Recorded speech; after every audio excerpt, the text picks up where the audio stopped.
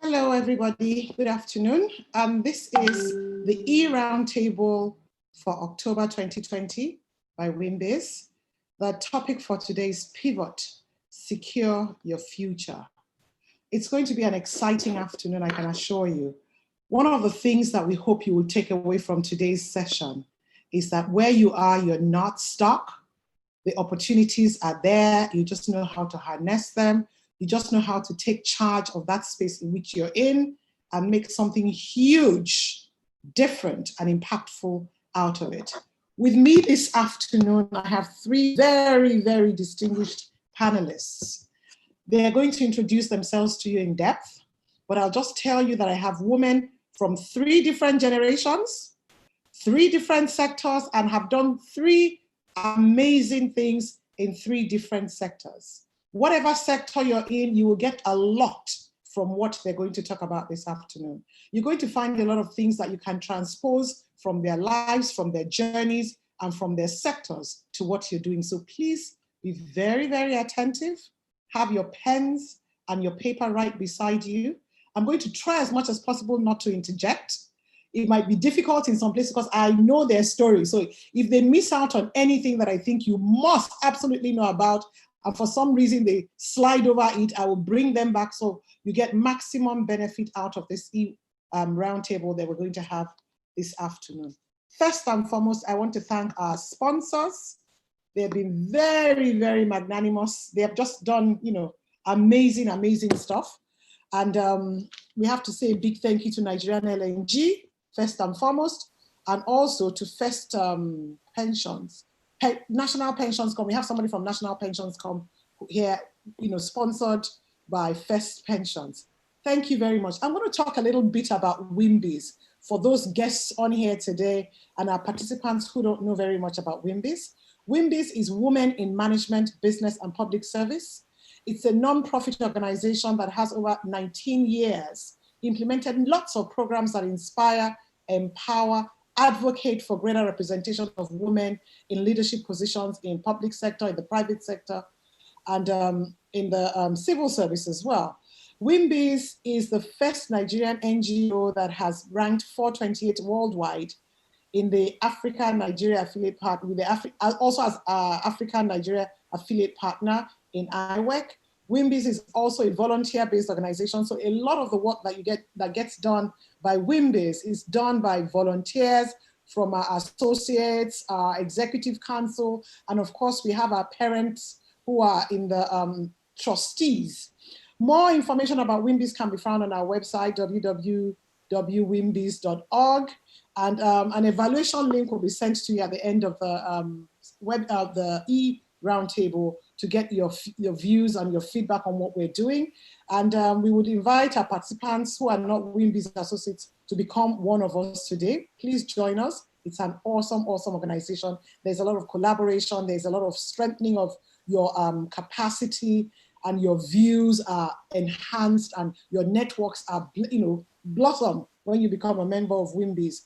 And for those of the associates who are yet to renew their membership, I know it's a COVID year, we haven't done a lot of things in the physical, but please remember to update your membership. Go to membership@wimbiz.org. Please tweet and tag us, #WIMBIZwebinar. We're on LinkedIn, we're on Facebook, we're on Instagram. Make sure you join and follow us on all our social media platforms. Our sponsors, once again, Nigerian LNG and Nigeria Pensions Comp. Thank you very much for supporting us. And I'm going to just quickly move on to my panelists. I'm going to try not to do a lot of introductions so that we can get right to the meat of this afternoon. Thank you very much. So I'm going to start from our youngest panelist, Dr. Itunu. Welcome, and thank you for joining us this afternoon.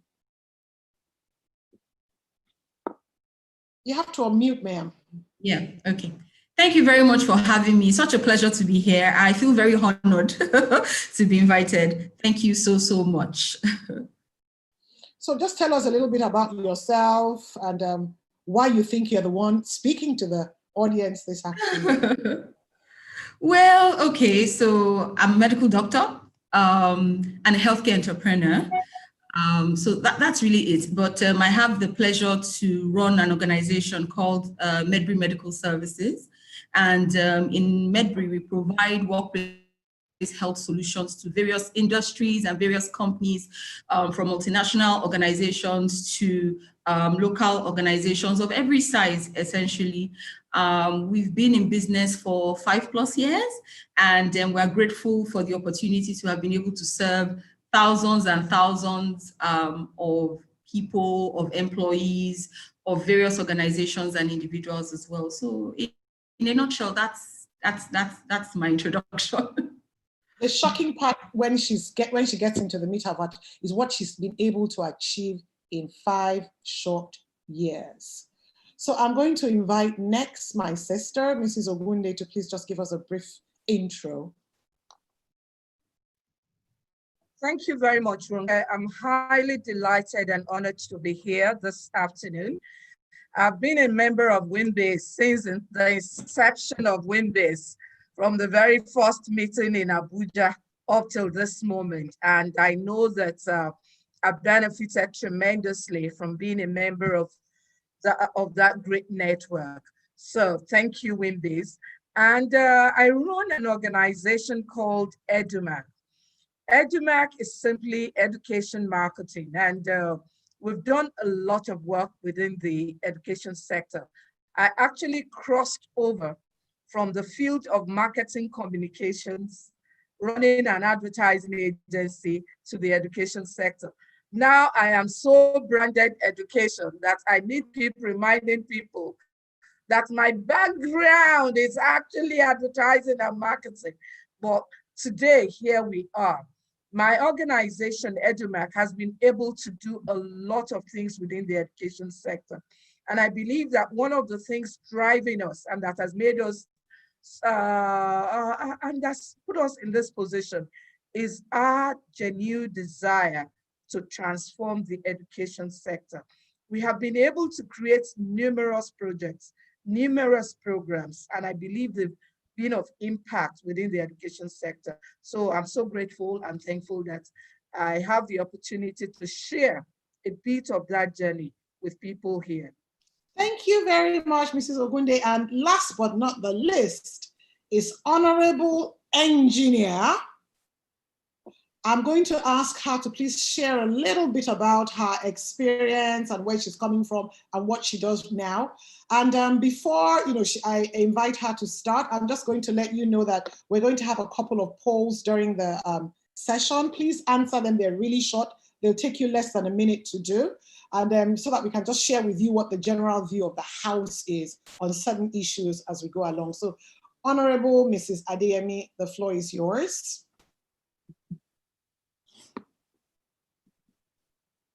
Ma'am, do you have your microphone off? Thank you again, Ronke, and I want to extend my appreciation to WIMBIZ for inviting me once again to their event. Of course, I'm an associate partner, and just like Edumark director said, I've been part of WIMBIZ since inception as an associate person. Looking back, one cannot but be grateful to God, especially when you find yourself in a sector where it's tagged a mascularized sector. I started with medicine, but if I'm a doctor today, I'm sure I would have died, because whatever is happening to anybody, the level of sympathy, what I go through, I have a lot of sympathy. I empathize with people. If you tell me you have pain in your chest, before I know it, I start having pain in my chest. And I just made up my mind, what can I do that I'll be talking to? So one of my brothers said, talk to stone. So I said, what is stone? I never knew anything about geology. He said, geology is talking to stone. So I found myself studying geology. But unfortunately, after graduation in those days, the space is not opened. And remember, maybe if it is now, maybe one will be able to find oneself in another sector like oil and gas. But since nothing was happening then, the oil and gas was even shot against women because of various laws and all that. So I said, okay, let me try engineering. Again, got into engineering and find out that there's no free access anywhere. So naturally, after a while, I left my job and I went into politics. And on getting to politics, faith took me somewhere and I found out that this sector, why is it so mascularized? And because inside of me, I have vowed that all these discriminations and things that happened to me, I must create a pipeline of development for younger generations. And I must put in as much as I can.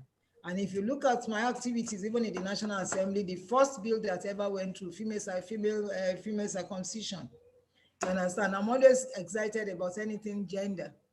So that was how I found myself in this space. And I started working. And I'm happy looking back that the space is opened up. Now there's hardly any aspect of mining that you don't find women. The critical number might still not be there, but at least we have broken that jinx of saying, no, this is not for women, this is not for educated women.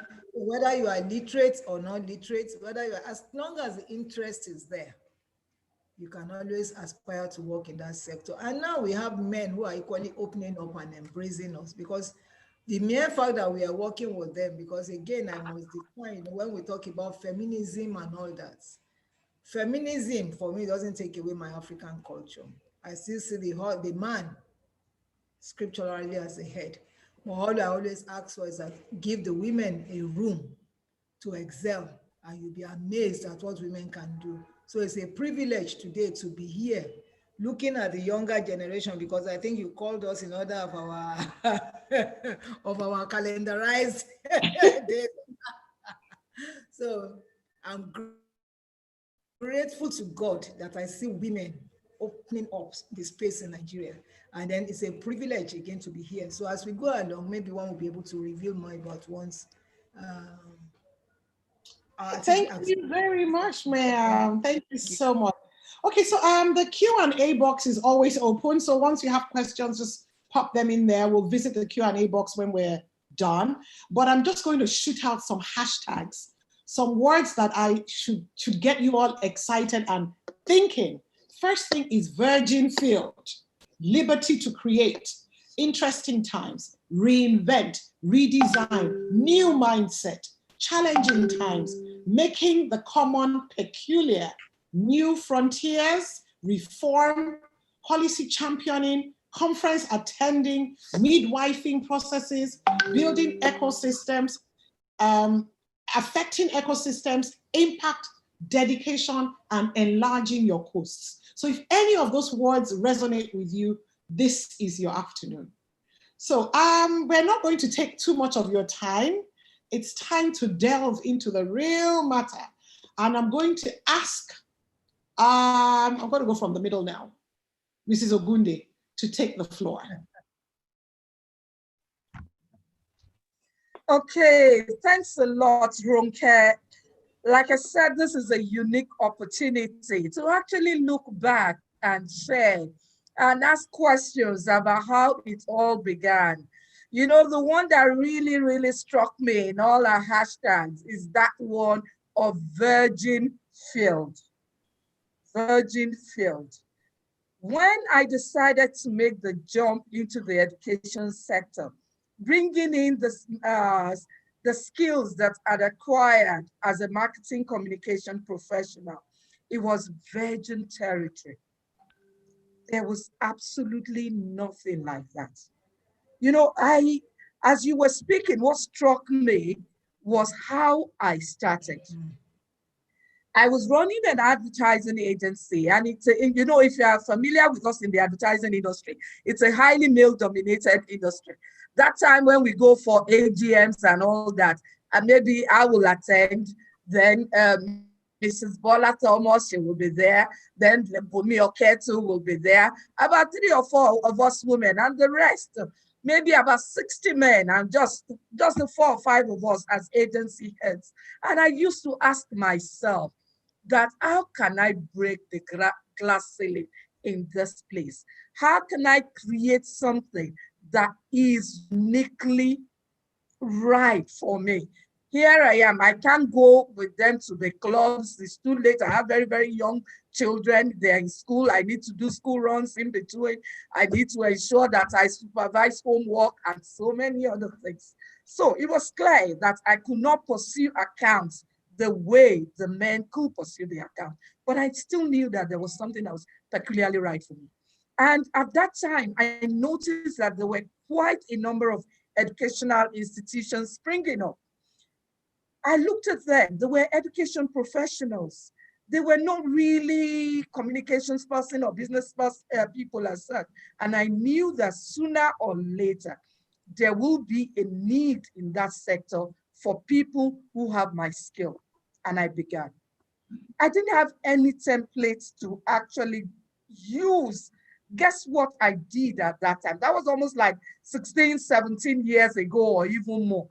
I remember at that time, the internet and things like that, they were not really all over the place. I used to, there was a place somewhere in GRA on top of Barcelos in those days. They had a good, they used to call them business centers in those days. There you pay to browse. You pay per hour or you buy 2 hours. And what was I doing there? All I was doing there was I was doing my research, looking for organizations in various parts of the world that have actually done what I needed to do. I think I came across 1 or 2 StatMats and all, 1 or 2. So I was reading the model that they had in there, and I was trying to now adapt it to what I wanted to do. And that was how we started. We got into the education sector. We studied the theory. We began to analyze and to research into their problems. And then we created programs for them. We have over the years created quite a number of programs. But one of the things that I actually saw that made it so right for me was that it gave me an opportunity to be able to combine what I really love to do. That is adding value to people. That is making sure that driving change. And I was able to do that within the education sector because I saw that what I was doing was something of value. Let me give you an example. One of the projects that we created is called We Are the Future of Our Nation. We identified key 3 objectives that we want to achieve: inspire patriotism, promote unity, generate role models for young ones. And we were able to run it for 15 years non-stop. Thousands of students passed through that platform. Today, we have created even a very strong online presence. We call it Concerned Parents and Educators Initiative. And we have over 187,000 members in about 21 states of the Federation, and of course, a lot outside the country. And through that, we have been able to do various things in the education sector, with teachers, with school owners, with indigent students, with low-cost schools, so many things. It's given me a unique opportunity to be able to do things I want to do the way I want to do them. And it was just like a virgin territory. We created Total School Support, the biggest education show in Africa at the moment. All because I decided to venture into a new territory. At that time, there was no clear-cut path, but I just feel, there are times you jump in and you build your wings. You build your wings. Just jump in, then you build your wings on the way up. So that was exactly what I did. Yeah. Okay, so I'm going to ask the Secretariat to put up the poll right now. Let's take the first poll. It's going to be put on the screen. So just answer those 2 quick questions and then we're going to dive right back into the session. So it's 2 seconds. I'm sure you'll be done in 2 seconds. I'm going to ask Mrs. Ogunde to answer a few questions that would highlight a little bit more of the meat of the discussion of pivoting ourselves in these challenging, so to speak, times. Yeah. Okay, so while I'm sure most people are done with their poll right now, And one of the things I want her to explain is what was the main thing that caused her to look at education and the direction she went in education. Because usually most people, their stories have a catalyst, something specific that gave them that turning point. It might have been a meeting you went to where you were treated shabbily, or you wanted to pay for something and you couldn't afford it, and something from deep inside of you said, you know what, enough of this. Something has to change. So I want you to share that with us this afternoon. Okay, thanks a lot, Ronke. There's a story that I know that anywhere anyone asks me this question, that's the story that always pops into my mind. And I remember it clearly. Corona schools, I think they wanted to celebrate their 50th anniversary or something at that time. And they invited my organization, that was Goals and Ideas, that's my advertising agency. They invited us for a meeting. And all of us, we held the discussion, and after I just stood at the meeting and looked around, and that we assumed that people outside the industry know, but unfortunately they don't. I said the education sector is a virgin field. That's where we are going next. It was at a meeting with Corona. So I always attribute things to that particular meeting with Corona. I think it was at the Corona Schools Trust Council where we held the meeting.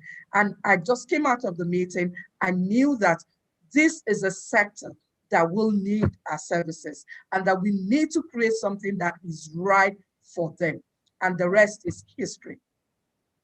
Okay, so I'm going to ask Dr. Itunu to hop on next and share her story. She has a very, very emotional story to say. So bring out your handkerchiefs or your tissues or whatever, because you're absolutely going to be blown away. So I'm going to give the floor to Itunu right now.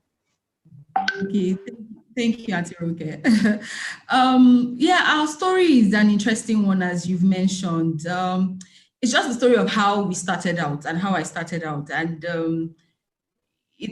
I've said it a couple of times, and I will say it again because I believe that it really creates value and inspires, and I hope that it inspires those that are listening. A few years ago, I was a youth corper. I just almost completed my youth corps, and I got a call from a friend of mine saying that there was a hospital that needed some help. They wanted to hire a medical doctor, but the hospital was having challenges financially. So I came on board, I joined the hospital, and truthfully, the facility had financial problems. They were about to be shut down. The banks were on their case. It had gone into receivership, meaning that, the banks are taking over. And, within a short period of time, my boss had resigned. My boss's boss had resigned. Everybody that I reported to had left the hospital. I was maybe one of the most senior people in the hospital, and I was just a junior medical officer at the time, a few years ago.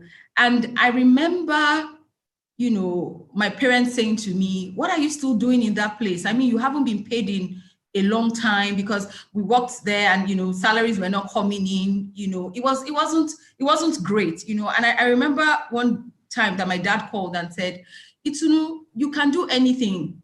All your friends are traveling abroad. All your friends are getting job placements in larger hospitals, in bigger places. What are you still doing there?" I remember my dad saying that. But then there was something that, was interesting for me, and there was something that was important for me, which is the word responsibility.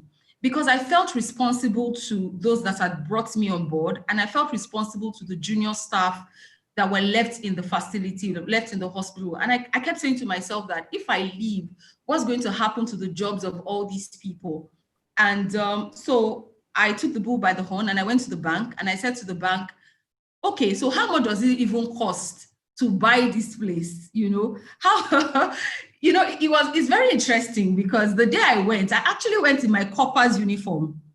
I remember, I actually went in my corper's uniform, and I was, a young lady going to a large bank and saying to them, "Okay, well, you say we owe you how much do you really need? You know, hundreds of millions of naira. And it's very interesting because at the time, I always say I was blissfully ignorant, because if I know now what I knew then, maybe I wouldn't have had the confidence to even go, because I would have thought, oh, everything is stacked against me. Nobody's going to take you seriously. You're just one young lady. But I had too much self-confidence.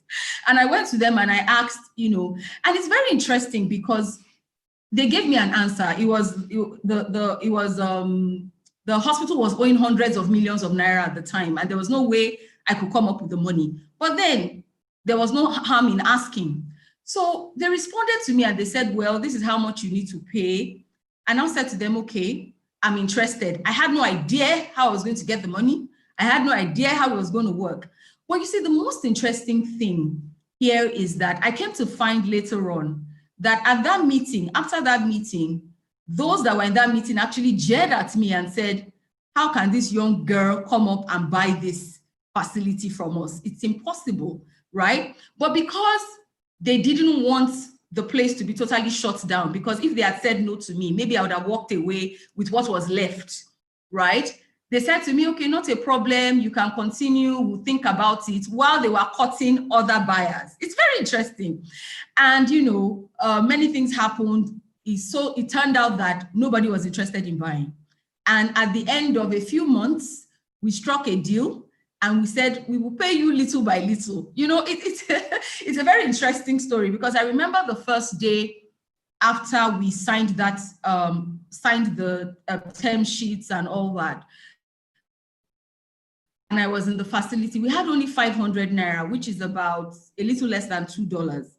We had 500 naira left in cash. We had a small generator. I know, you know, those very small ones that they call like better pass money ball. You know, because of the challenges that the facility had, we had just a few customers left, and I had a handful of staff left. And the question was, how do we go from here? It's, you know, you have committed to this hundreds of millions, you know, you've negotiated it downwards, yes, but then how are you going to move on? And I remember that day, we called the rest of the staff, all the staff around, and we said, Lord, this 500 naira, this generator, and yes, we had 1 year of paid rent in our facility at the time.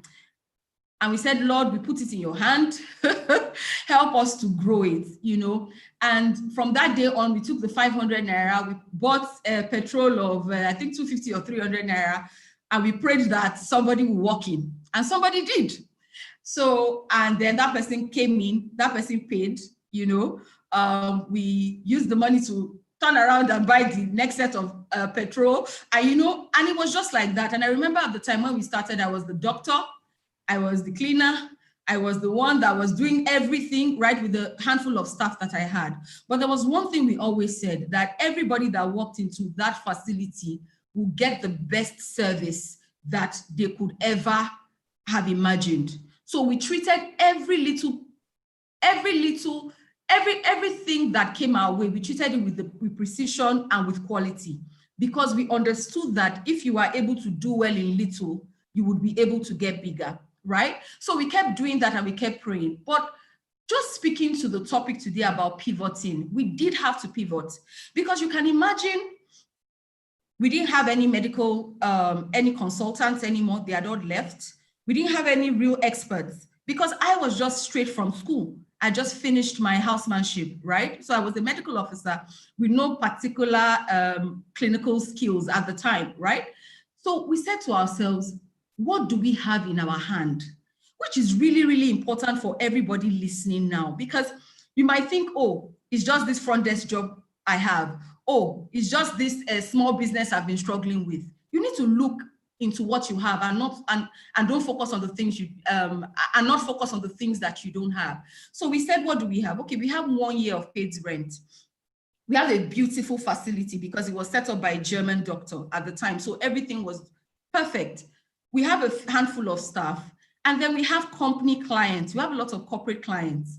And then we have some certifications in medical fitness screening. So we thought and we said, how do we sell? What do we sell? What are we good at? And that's why when we started occupational health and healthcare and services to corporate organizations, because that was what we had at the time. And that's what we could start and continue to build.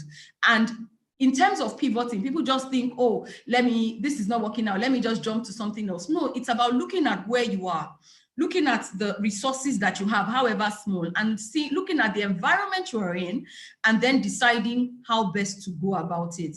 And we thank God, a few years down the line, we have been able to come out of, that phase. And it's been an interesting journey, because, one thing I'll say here is that sometimes when you see successful entrepreneurs, it's very easy to think, oh, they just started beautifully. I've had somebody say to me that, oh, it's her husband that built a facility for her, which is very far from the truth.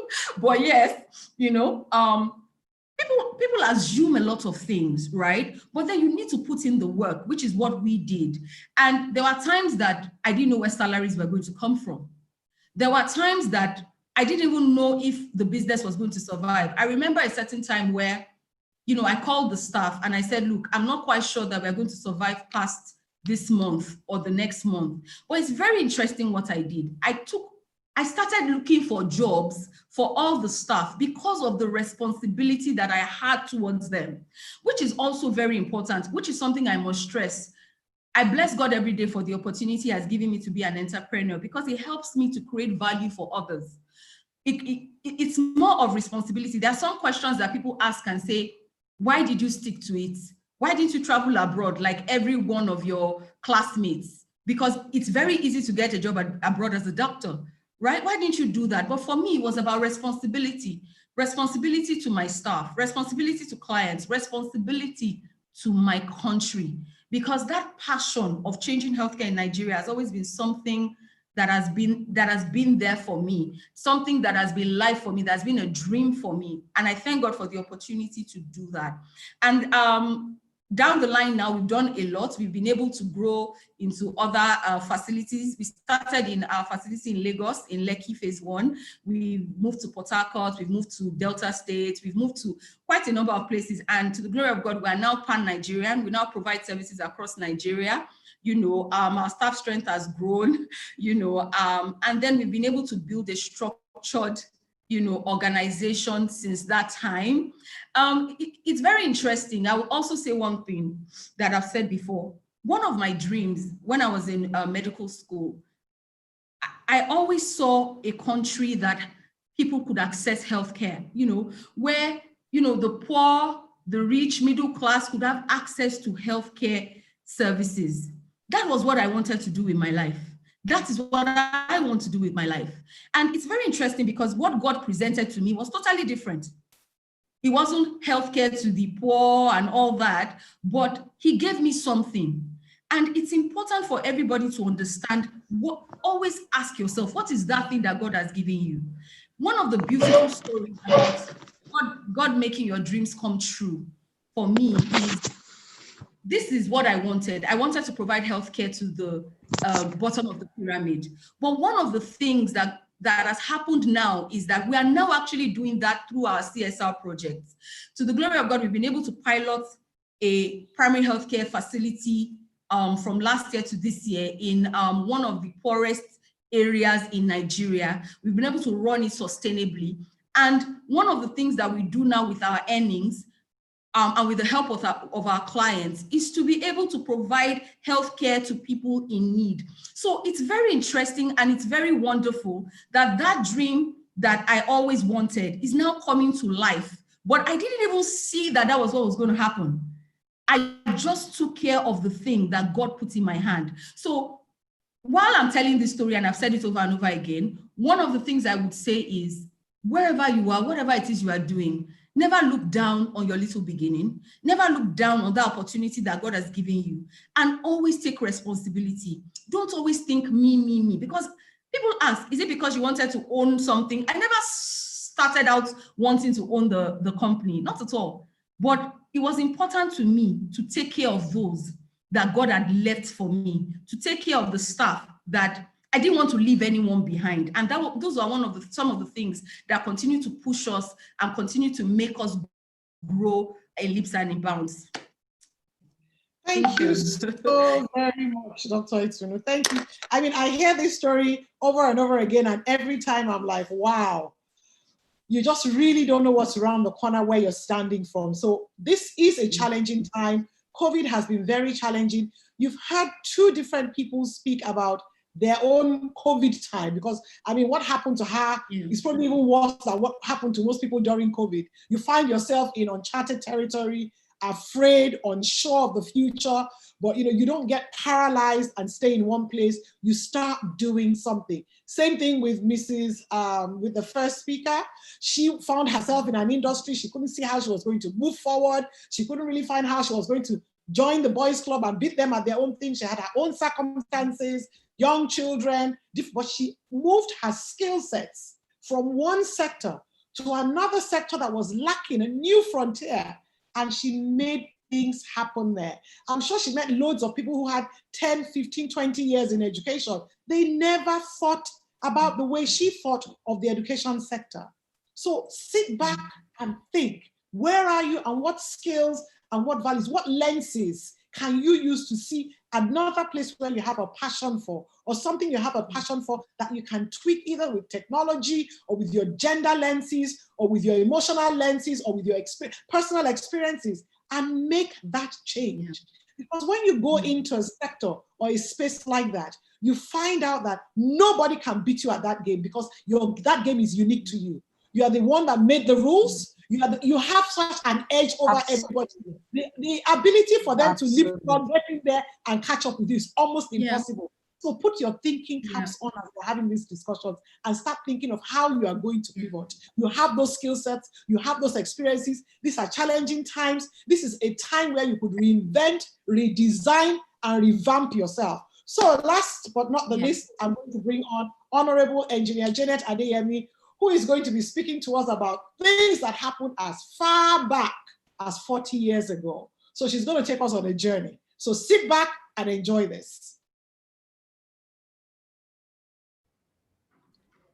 Honestly, I think Itunu shouldn't finish her story. Like I said, I never got over it. And I've been praying too, Lord, during your visitation, may I not miss my opportunity. And if I've missed it, God of second chance, give me more chances.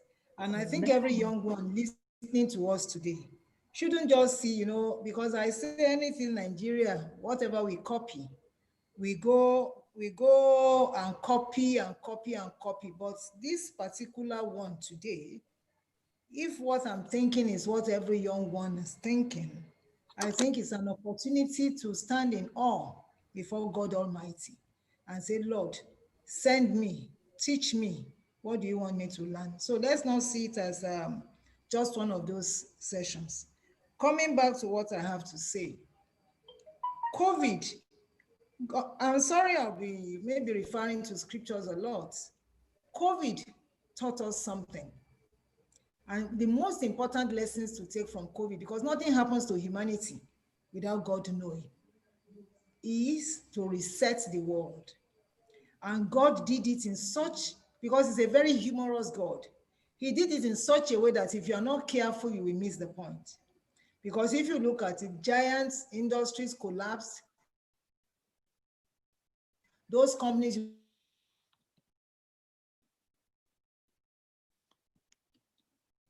you never imagine you can even aspire to compete with, you deleted global activities of the world. And having done that, it's left for us to say, what do I want to do? What advantage do I want to take? Because you are back to ground zero. That's the truth. Even when you are doing so well before, you are back to ground zero. So coming to mining. Mining has always been a very mascularized sector where women were not given opportunity. But like I said, things have changed. You'll be surprised as women who are selling gold. Just yesterday, one of the women posted gold to me, the 23 million naira, and you just see the gold shekere like that, you start wondering, what is this? So there are so many things you can do in that sector. And getting to that sector, mine is just to encourage women out there today. Never be intimidated by any word. The more jaw-breaking the word is, the easier it is. And go and ask people who studied mathematics. You look at integration, you look at those symbols. When you see it, it frightens you. But when you move closer to it and you get the basic understanding, it's the easiest thing to tackle. So it's the same thing with any sector that is defined and said, oh, this is a male-dominated sector.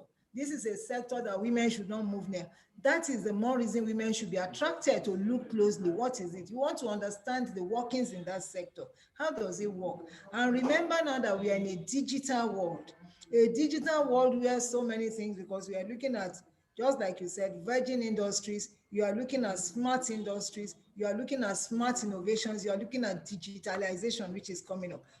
For instance, in Mali, there's on the outskirts of Bamako, there's a gold mine there, which is 100% automated. You don't have to get away from where you are, you understand, to drill and mine. Equipments are there. You get to Norway, the same thing. So more women are coming into the sector, and there are various areas to occupy in the sector. Like what we went through, no woman of your generation, except you are making excuses, we go through it. Because these days, you even have the audacity to report lecturers. If a lecturer misbehaves, there are laws that are passed to favor you. In those days, you don't even be able to say it. Even when you are raped, who will you go and tell that you are raped? Because it's like a societal stigma. You, the victim, you understand, we suffer more for it. But now people talk about rapes. We've read married women who came out and talked about rape easily. So nothing should intimidate you or put you below. Then career-wise, whatever you want to do, nothing equally should discourage you. It's a question of you settling down to look at what you want to do. And I want to just encourage you today that the mining sector, because if I start talking about the historical perspective, what drew me to that sector and everything might take time. But the most important thing is that I dare to be different. In my life, I hate to be cheated. I hate to be discriminated against because of my gender. I hate the men to see me as a weaker vessel, because I always drum something that I'm yet to see, I'm yet to read anywhere where they told me that the brain or the configuration of the woman is inferior to that of the man. So once you have that underlying belief about yourself that there's nothing a man can do that you cannot do. Muscularly, in terms of strength, that is why technology is there to aid you, you understand, to be able to do those things. How many men lift anything? Does Dangote lift or do anything in all those things? You give instructions. And you have women, the richest woman the woman on the continent of Africa mines manganese in Kosi. You understand? You see her, she's gingerly like that, and she has ventured into communications, into all different departments of it. And here in Nigeria, it's springing up. Here in Nigeria, we have women who are into gold, very big gold industry. You have them in gemstones. We have consultants. And the mining sector, like I told my sisters when we are doing the dry test, was a sector that attracts all. Young ladies do not be discriminated against. In that sector, you have lawyers who can come up with SPV, joint venture agreements, who can come up with all manner of things. People will always take loan. People will always go for one facility or the other. You have mineral traders. You understand? You have you want to go to Madagascar. You want to buy beautiful rubies there. You want to go to Kenya. You want to buy beautiful stones there. And you carry these things. You get a jeweler. You want to design. Come up with your own unique design. You know, when it comes to fashion, find women anywhere, you can say this one is a Nigerian by virtue of what she's wearing or what she's doing. Forget about her class or status. We stand out where we are. So in terms of designs, you understand, value chain addition, you know, and you know what COVID did? COVID just simply promoted mining. How? If you find that industries, their raw materials outside their domain could not access their raw materials. So they were shut down. We are looking at what we call closed markets within a loop, creating a loop where your suppliers are close by. So more people are encouraged, you know, within a particular chain is within your vicinity. And there women can play a lot of role. Women can play a lot of role in terms of value addition. Industries that are into hardwares, industries that are into softwares, to service the mining industry. So you can come up with, because Madam Edumark, for instance, when you make your money in that sector, Where do you put the money? Into what do you expect? There's a time you come to a peak, you understand, of a particular thing. You must start looking on how to divest. And those are what the men are doing. So we must be building up resilient women, you understand, who can divest, you understand, into other things and say, oh, this sector, I want to go into this sector, I want to wait. You understand? We can breach the gap, because if about 2 months ago, precisely when we were called into the TWG, before, when policies are coming up in the industry, women just read about it. But now there's hardly anything being done. Women in mining is like a voice for the women in the sector to say, no, wait a minute. You just have to carry women along. And you find out that the men are honestly cooperating now, trying to make sure that the women are there. So, and I said, no woman should come up and start talking about gender inequality or gender equality again, because the doors are open. It's for us to utilize that door. It's for us to take advantage. Excuse me. It's for us to take advantage of that system, you understand, and make sure that we close the way, that is, we take advantage and walk into the doors. And how do we do that? We do that by making sure we have a deep understanding of the sectors we want to go into. We go into, I'm happy I met Ronke in one of such. This is a period of training. This is a period to gather as much knowledge as possible. Some of us are too reluctant to spend our data, our money to acquire data. We prefer to buy all those things. There's a time to invest. And this period is a training period globally. You find out that there are so many free entrepreneurship courses even online. For me, I've done 6, you understand, where you can acquire. And when you have that knowledge, you find out that that knowledge becomes useful somewhere. You must be able to open up yourself to be able to develop yourself. And in doing all those things, you find yourself becoming players. And you know what? Men are smart too. The moment you, and for those of you seated here, I know you must have encountered there, the moment they know that you are brilliant and you articulate, they define respect to you. You understand? But when you want anything by virtue, don't you know I'm a woman? Honestly, myself, I detest it. You must earn whatever you need to get. You earn it through hard work. You earn it through knowledge. You earn it through your financial strength, your financial muscle. You shouldn't just sit down and say, oh, because I'm a woman, you should give me. No, I don't think so. You have to work for whatever you need to get. So young girls out there, the doors are open. WIMBIZ is a training ground.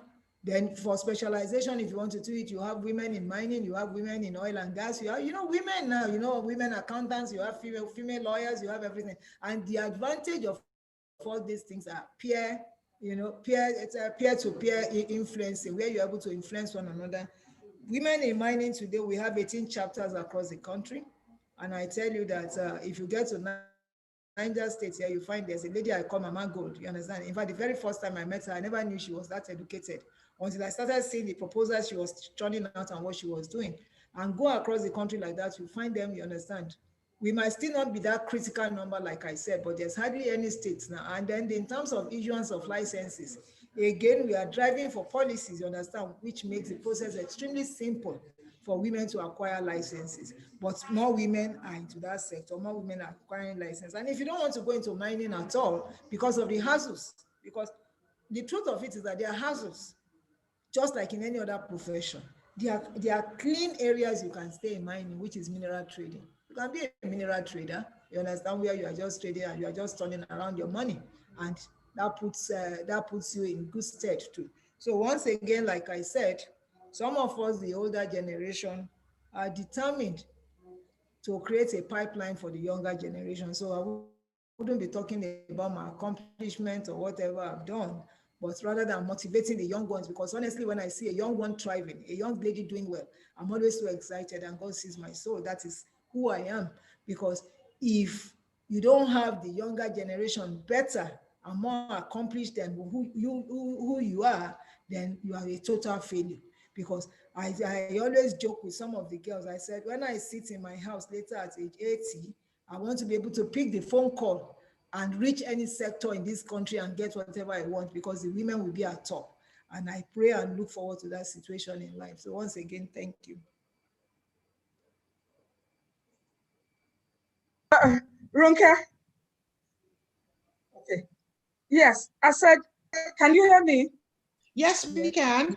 Okay, as she was talking, what came to my mind is that no growth happens in your comfort zone. Never, ever.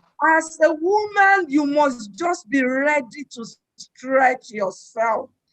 That you can see that if you just decide to just to listen to what she has said and not take any action, nothing will get done. And this is a great time for every one of us to choose to grow, to choose to make changes. There is nothing that will change in your life if you do not change. That is a lesson that I have learned over the years. You have to make that effort. I mean, that was wonderful. Thank you so much. I'm going to ask them to pop up the poll right now, and then we're going to see what everybody decided concerning the questions we asked. WIMBIZ Secretariat, let's go. Okay, what is your perception of business in a COVID-19 world? 77% of people said it's positive. Only 10% said it's negative, and another 13% said doesn't make a difference. Second question, based on the recent happenings of the past few months, have you had concerns about your occupation or profession and financial future?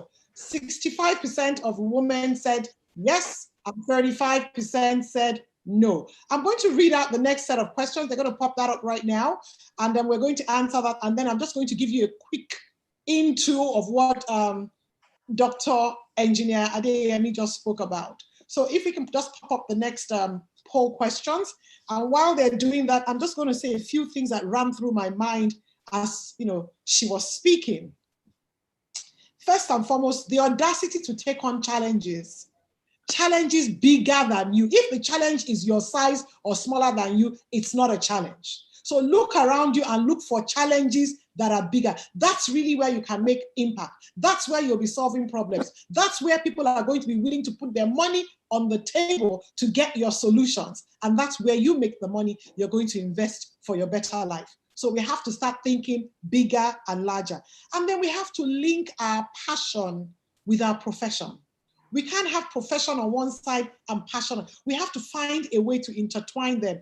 And it might not be so obvious from the beginning, but you have to keep your mind open and wait and watch out for that opportunity, because the opportunity will always come. Somebody's passion of marketing comes with an education opportunity, marries those two together, and then she's a groundbreaker. Somebody else has a passion for bottom of the pyramid people in medicine, in primary healthcare, an opportunity in managing a medical facility where she has her training comes up. Eventually they cross paths and she's able to do the same thing. Same thing with Honorable Engineer Janet. She has a passion for people. She has a passion for making things in oil and gas, in engineering, in water. She eventually finds a way to marry those two things together by building a community and an ecosystem of women who are all interested in mining. And there you go. Chapters opening across the country. Women who never thought of going into that business are beginning to investigate. And she's there as a mentor to many of these women. With her engineering background and her age and her political background, she's able to help you put the public and the private together and the engineering thing to cement everything to give you leverage in that sector. So some other things I want us to think about as we are answering this poll. Sector specialization. Understand your sector well. If you understand your sector well, you would know where the loopholes are and where the gaps. One of the things Honorable Engineer Adeyemi did not mention was the fact that she was one of the early women in the resource field, oil and gas. The men closed that sector. It was very male dominated. This time around, mining is just starting. They haven't genderized it. They haven't defined it yet. Let's jump in there now and make sure we, the women, are the majority. Let the men chase us in that space. Two, in the spaces where we're in, you can leverage your skills and your understanding of your sector in areas like tourism, in travel, in sector specialization, bringing other people together. Mrs. Honorable Engineer Adeyemi, she went to a conference. It was a mining conference, and she just had people talking about all kinds of different things, and thought, why don't we have a group in Nigeria of women who can come together and do these sort of things? And that was the stimulus that set her on this path of setting up this group that she has now that has women in mining. So I don't know if everybody has answered the second poll.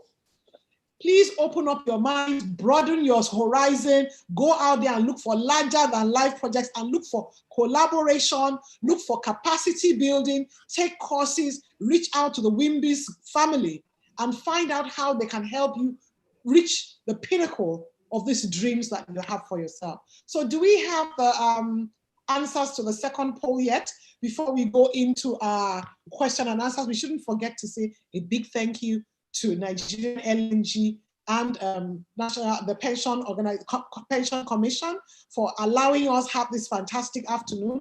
All the accolades that we are giving to them so that more of you would come and support the things WIMBIZ is doing. And the answer to our second poll is, in which area of your life did you feel the most impact from COVID-19 pandemic? Was it your finances, was it your health, or was it your social life?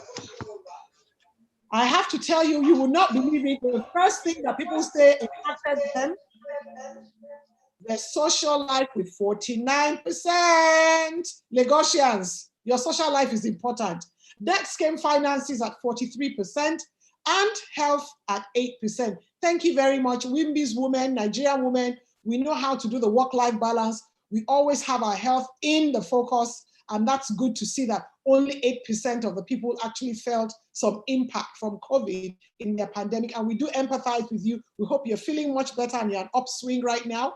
We look forward to, maybe running a similar poll at the end of the year and seeing that we have 0 people impacted health-wise from COVID-19. Our second question was, do you have the necessary resources and skills that will give you a platform to thrive in the new normal? 74% of the people say yes, and 26% of the people say no. Well, I'm hoping those 26% will reach out to the WIMBIZ Secretariat and find out what packages, what courses, what capacity building opportunities there are, what areas where they can, they can match them with funders or mentors or mentees, either which way, to make sure that they achieve this dream of having the necessary resources and skills that would give them a platform to thrive in this new normal. We find it might be technology skills you're lacking in, it might be having the knowledge of where and how to access finances to augment the business, your finances, because your business has taken a downturn. Or it might even be this very topic we're dealing with today. How do I pivot? Who is going to help hold my hand while I go on this journey? Please reach out to the WIMBIZ Secretariat. And if you're not a member of WIMBIZ, please join WIMBIZ. It's a lifesaver. Thank you very much. So I'm sure we're buzzing with questions, and I'm going to give my participants 2 minutes more each, just in case they forgot anything and they want to pass on 1 or 2 messages of what you should be looking out for and what you should be doing immediately after this e-Roundtable is over. So I'm going to go straight to Mrs. Ogunde, and then we'll go to Dr. Itunu, and then we'll come back to Honorable Engineer Adeyemi. So Mrs. Ogunde, a couple of things that you want these ladies to take away this afternoon. Okay, thank you very much, Ronke. Your mindset at this period, I believe, is very, very critical. It is very important. You have the choice. You need to make that decision within yourself that during this COVID period, I am going to come out stronger and better. It's such an intentional and personal thing. I mean, I've gone through all kinds of things during this period. There are days, especially the initial days, when I'll just sit down and I'll be crying alone in my room, and my daughter will come in and say, what's wrong, mommy? Is it daddy? Is it this? Is it that? And I will just say, I'm crying about the whole world. But I just had to shake myself out of that. That was a phase. And I began to see the opportunities. I discovered there were so many wonderful opportunities. I don't want to say that that this COVID period, I don't want to see it the other way. I had to see the positive side. I do a lot of trainings for schools, and because I'm also a personal coach and trainer with the Job Maxwell team, I had to create so many products to support the education sector. This has been one of the busiest times and most profitable time for me in a long while. Almost every because it was as if that I could do so many things I'd been planning to do. I could set up my team the way I wanted. I could upgrade my staff so that they could work remotely. Every one of us, we saw the danger. We saw that our business, if we are not careful, things may happen, and everyone had to rise. It's been a time that has been filled with challenges, but we just made up our mind and we say, you know what, this is going to be a great time, despite all the things going on in the world. And that's why your mindset is critical. All around you, there are opportunities. If only you open your mind. I mean, the Honorable Adeyemi said she's done 6 courses already. And that's so true, because we all have the time. We can learn, we can become more, we can choose to do so many things. I've even set up a tribe, even during this period. A tribe. I've done so many things that I am sitting down and I'm amazed that if I'd had to be going to the office 8 to 5 or 8 to 6 every day, I probably would not have been able to achieve them. Please embrace this period.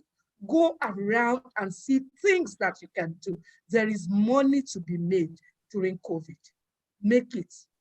Thank you. Somebody said, ride the tide. Don't let the waves frighten you. Get on top of it and, ride the tide. Dr. Itunu.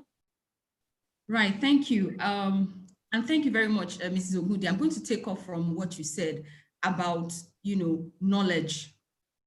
I have a few parting words, so to speak. And that is, the first one is knowledge and research. You see, every single day when you walk out of your house, there are many opportunities around you. But you see, you need knowledge. You need to do the research to be able to identify an opportunity. There are many things going around. There are many big businesses, successful businesses. The same people like you saw those opportunities, but they were positioned to identify them. And how do you identify opportunity? It is when you have knowledge, when you understand the structure of how things work, when you understand the need for something. And I'll give a very quick example.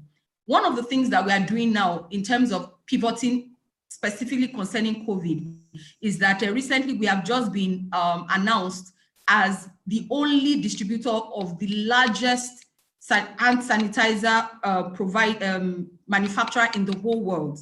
The best sanitizer in the whole world, the highest quality, the highest value, known everywhere. Medbury has just been, appointed as their only distributor in Nigeria. That's something that's new. But that came how? I sat down and I thought, COVID is about to happen. It's going to affect our current business. How do I pivot? But if I didn't have an understanding of what was going to happen in the industry, if I didn't have an understanding of the fact that, look, people are going to have to increase the use of sanitizers and even understand where to go, who to speak to. And these were things we had done, I think, as early on as in March. That's just an example. There is always opportunity around you, but you have to find a way to get it through knowledge and research. The second one is you need to take responsibility. Are you, in whatever your hand finds to do, you need to do it well. You need to do it perfectly. You know why? Because there's a saying that goes, you will reap what you sow. It doesn't say you will reap where you sow. I give an example. You might be a front desk officer.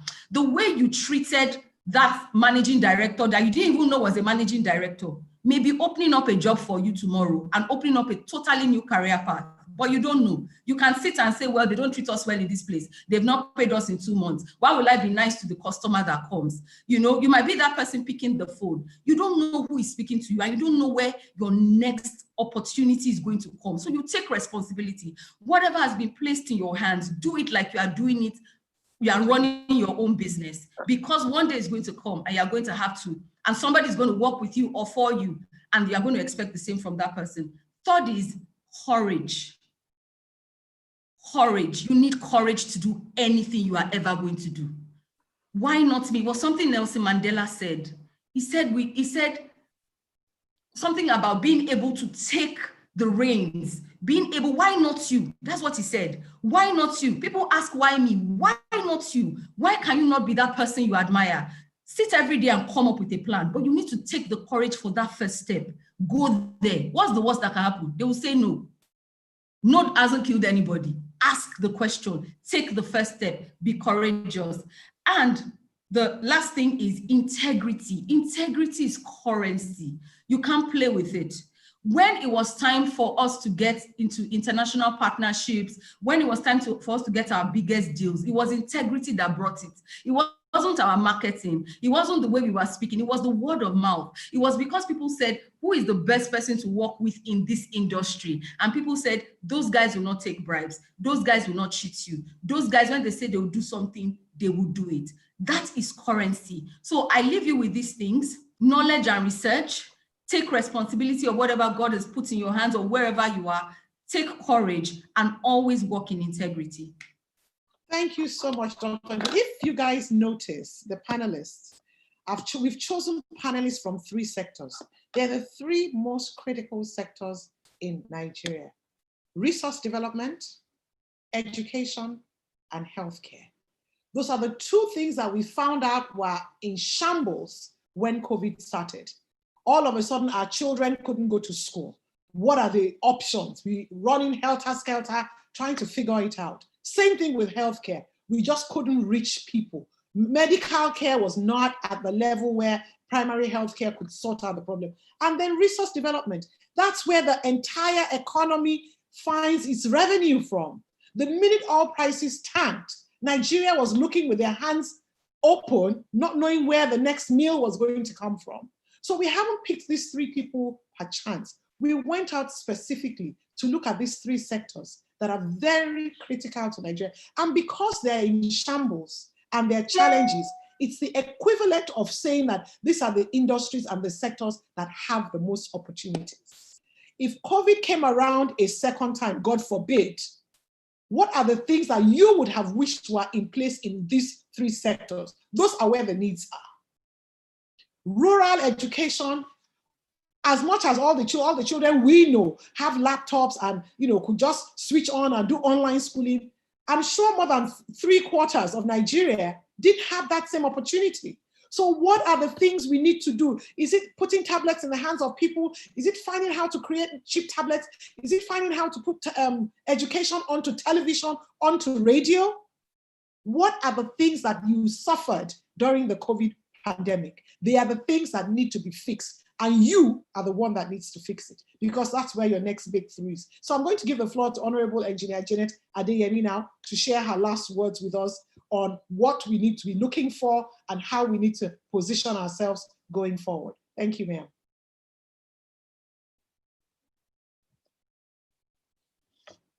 Could you please put your microphone on? Thank you. Yeah, thank you. Hope you are hearing me. Yes, ma'am. I want to appreciate the earlier speakers, and I think you summed it up.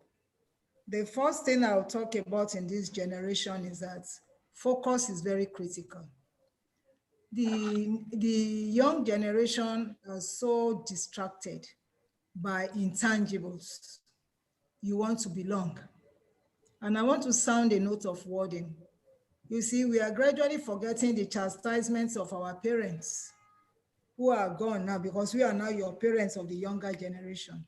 When you are on level 1 and you want to live the lifestyle of level 5, you will crash, because already you are living a deficit life. And if you listen to Ibukun Awoshika, she says something. She said, analyze your spending and match it with your income.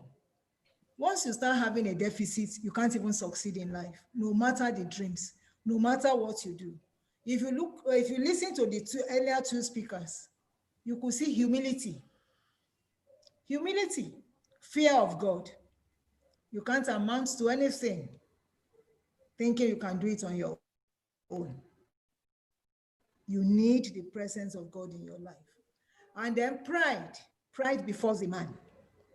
Most of us are too arrogant to ask, to seek knowledge. Give an inch, we want to quickly take a mile. You want to come into a space where somebody who has been operating for close to 40 years, and then you want to take over that space because of the little you know, you've not even gotten the nitty-gritty. Then what happens? So, but with humility, willingly, that person will pour out her life onto you to be able to succeed. So then I believe that if you look around, COVID had done something. It created the gaps in everything we do in life. For me, we have entered the fourth industrial revolution. And what will drive the fourth industrial revolution? Whether COVID, because there are so many conspiracy theories around COVID, I won't bother us with the conspiracy theory, but we found ourselves, you understand, relying completely on digitalization, on ICT to be able to do anything. So that tells you that if you are not computer literate, you are a nobody. You must acquire knowledge by all means to be able to communicate with the rest of the world. Then in this fourth industrial revolution, in Africa, because if you follow the African Continental Trade Act, you find out that 4 critical areas are going to drive the economy. That's resources, agric and mining. Fossil fuel is gradually going. Electric cars are all over the place. Nobody wants to destroy the atmosphere again because of the green effect, because of the effect of the climate. You understand? So climate change effect. So you find out that ICT, resources, that is mining, because mining will always be relevant. Where will you get the lithium? Now you have the REEs, you have the LREEs, you understand? So you have all those minerals. Because without them, you cannot drive your digitalization. You cannot drive ICT. So you need all those things to be able to move forward. If you are not there, functioning in that space, find a way to function in that space. And finally, I will tell us that if you look at everything we have summed up today, and Mrs. Yinka Ogunde cannot go and cover Bankemo in my town. You cannot go and cover Ulo in my town because we still don't have the infrastructure to get there. But the women, the young girls listening today, you could even start with lesson arrangement where you are organizing lesson.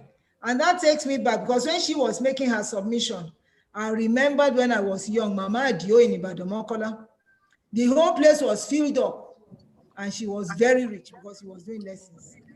Look for a way of modernizing your own lesson and capturing the attention of those people. That's one sector for you. Digitalization, only everybody now is on, you understand? Find a way of getting your goods to the market and nobody wants to go. And then young girls, long ago, a pregnant lady came to my office. She was working for Zenith and she was marketing. I said, what are you doing? You can make more money from those your friends there. She started a crèche. She took to my advice. Today, she's one of the big players in that industry in Abuja. So look for gaps and see how you can fix it. Some of your friends will be deceiving you. They wear skirts, they do hair, they do everything, and they go to office. Their take home at the end of the month is not what you will make in 1 week. You understand? If you are really focused. So don't look on anything as dirty. Pick those dirty jobs and see how you digitalize it. How you make, you make them ICT compliant. Before you know it, you are smiling because your market will be wider and your income becomes better. So once again, I say congratulations to WIMBIZ. Any day, anytime, I look forward, to your platform, and we welcome all of you to the mining sector. Come and experience mineral trading. There's good money there. You all like to adorn your neck, you understand, with jewelry. Come. There's Tijiri in Lagos who does very beautiful jewelry. There's Mrs. What's her name now? Ogunde, you understand? They make very, very beautiful jewelry, eye-popping jewelry, you understand? So meet them and you'll be surprised. I'm not advertising, I'm just encouraging the young girls to know that what we are saying is practical. There's a Nigerian girl in Dubai who does just customized jewelry, Zara, you understand? You see what she does. So they're all over the place. There's Mina stones, we have them all over. So I wish you all the best. Look for something to do today. Immediately we leave, don't procrastinate. Procrastination destroys. Lay your hands on something and do. And once again, I say thank you. Thank you very much, ma'am. So I'll just ask the secretary to please pop on the message we have from one of our sponsors, Nigerian LNG. Thank you. And then we'll go straight into the question and answer session.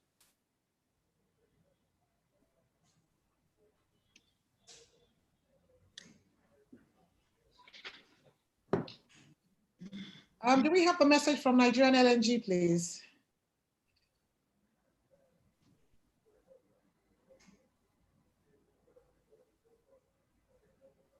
Okay, do you want us to go straight into the question and answer session, and when you're ready? Oh, here we go.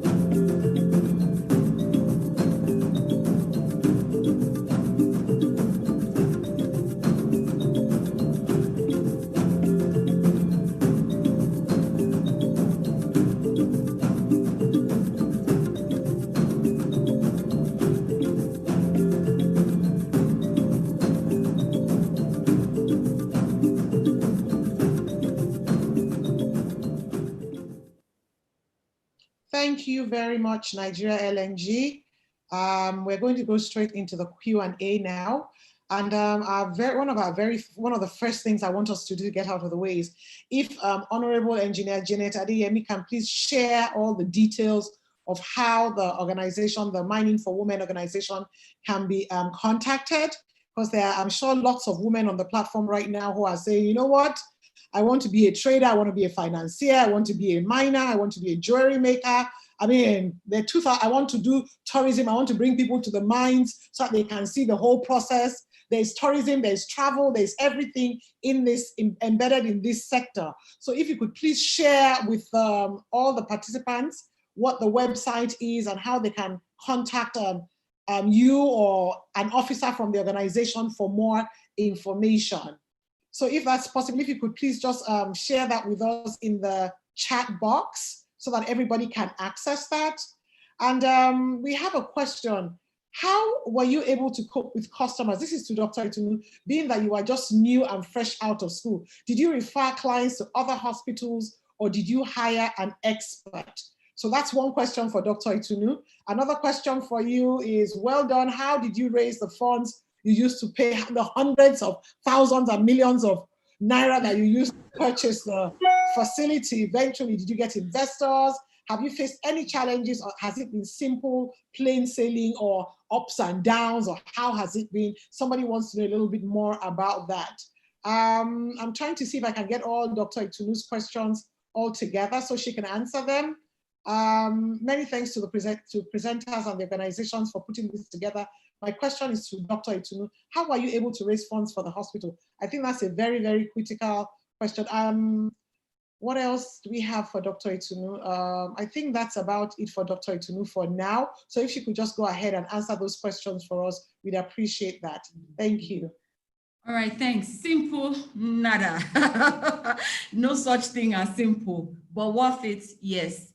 So whatever is worth doing is worth doing well, and whatever you're going to do, right, there will definitely be ups and downs every day, right? Sometimes myself and my husband have a running joke. We call new businesses one day, one trouble, because you are waking up in the morning and you don't know what you are going to face that morning, right? So yeah, no, it hasn't been very simple, but we thank God, you know, it's been really worth it.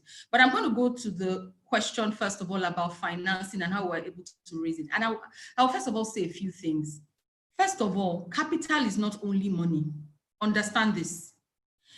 A couple of people feel that, oh, that, you know, I'm going to come up with this beautiful business plan. I'm going to speak to some investors so I can raise Series A and then Series B and then Series D, you know, get a side office, a corner office in Ikoyi, you know, all that. Sometimes, no, it's not like that. You have to prove yourself first.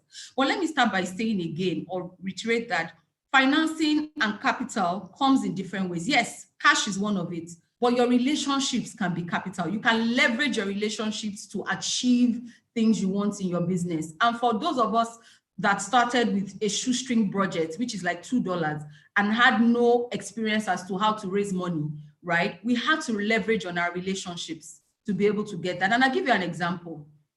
There were times that we needed to buy equipment. we needed people that could trust us to maybe put equipment into our facility and then trust us to pay them little by little. In that case, I didn't raise capital, I didn't get cash. However, I leveraged on my relationships and I leveraged on my integrity.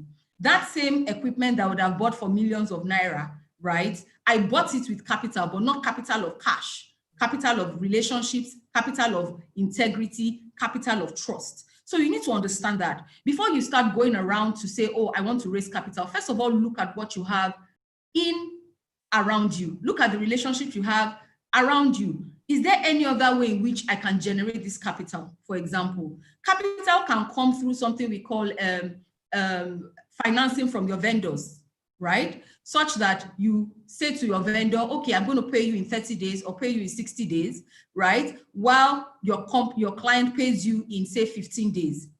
In that, guys, you don't have to go and, say, in my own experience, you don't have to go and then raise money to buy drugs and then keep it on your shelf, right? So I'm not saying that you can't go the regular traditional way of raising money, but I'm saying that there are many other things that you need to look at. Also, when it comes to financing, you need to be sure that you are getting money at the right time. You are not getting money too early into your business and sell everything off, or you are not getting early money too late. So those are, first of all, nuggets. Now to the real question as to how we have raised funds. Yes, we have, and we've done it in stages. And I will say it here, if somebody gave me all the money I needed when I started, I probably would have wasted it. And I need to be honest with myself. Because at that time, I wasn't yet a seasoned business person. But what did I get at that time? I got family and friends. So we've gone through about 3 rounds. We're in the 4th round now, and I'll explain it, of financing. The first round was just simple young doctors, well, slightly older than myself, that were interested in what I was doing, believed in my passion, and maybe put a little bit of money into the business. It wasn't a lot. It was still a lot of shoestrings and all that. So, okay, we need money for running costs. We need money to pay the rent. We need money to do this and that. They will go and work. And then, when they got their salaries, they'll put some money into the business. That was my first introduction into capital. And I thank God for it, because if I got the capital that I would have thought I wanted at the time, I probably wouldn't have used it well. But that allowed us to go to the next level of raising finances for us, after we had used the little that was given to us, to get to a point where someone who was well-meaning, somebody who was interested in investing in Nigerian businesses, saw us and saw what we had built, and we had built some competence, capacity, and it was obvious that if they put money in our business, they will not lose it. Then we got somebody else to invest in that business.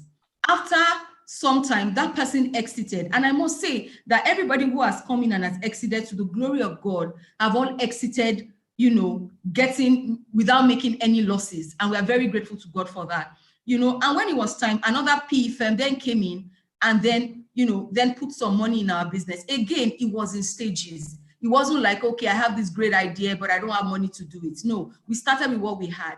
And as our business has grown from stage to stage, so is the financing. And I thank God now, because right now, the financing level that we are on now is talking to international partners. We are no longer, now we've built our brand and our business and continue to, take the stages of financing, such that the interest that we are now getting in terms of financing are now coming from big multinational organizations that do what we do across the world and are interested in coming into Nigeria. So it was a stage-wise, stepwise process. It wasn't just like, I want $1 billion and I'm going to get it. No, it wasn't like that at all for us. So I hope that answers that question. Now, when it comes to the first question around, did I have to hire an expert? Look, you need to be innovative. And just thinking about it, there's so many innovative things that we've had to do.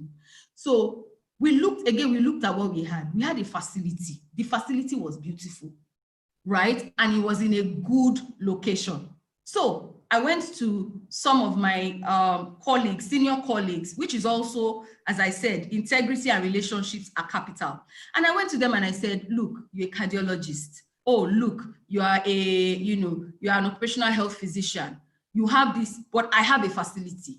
Can you bring people in? Can you use my facility and let us share profits? I don't have money to pay you.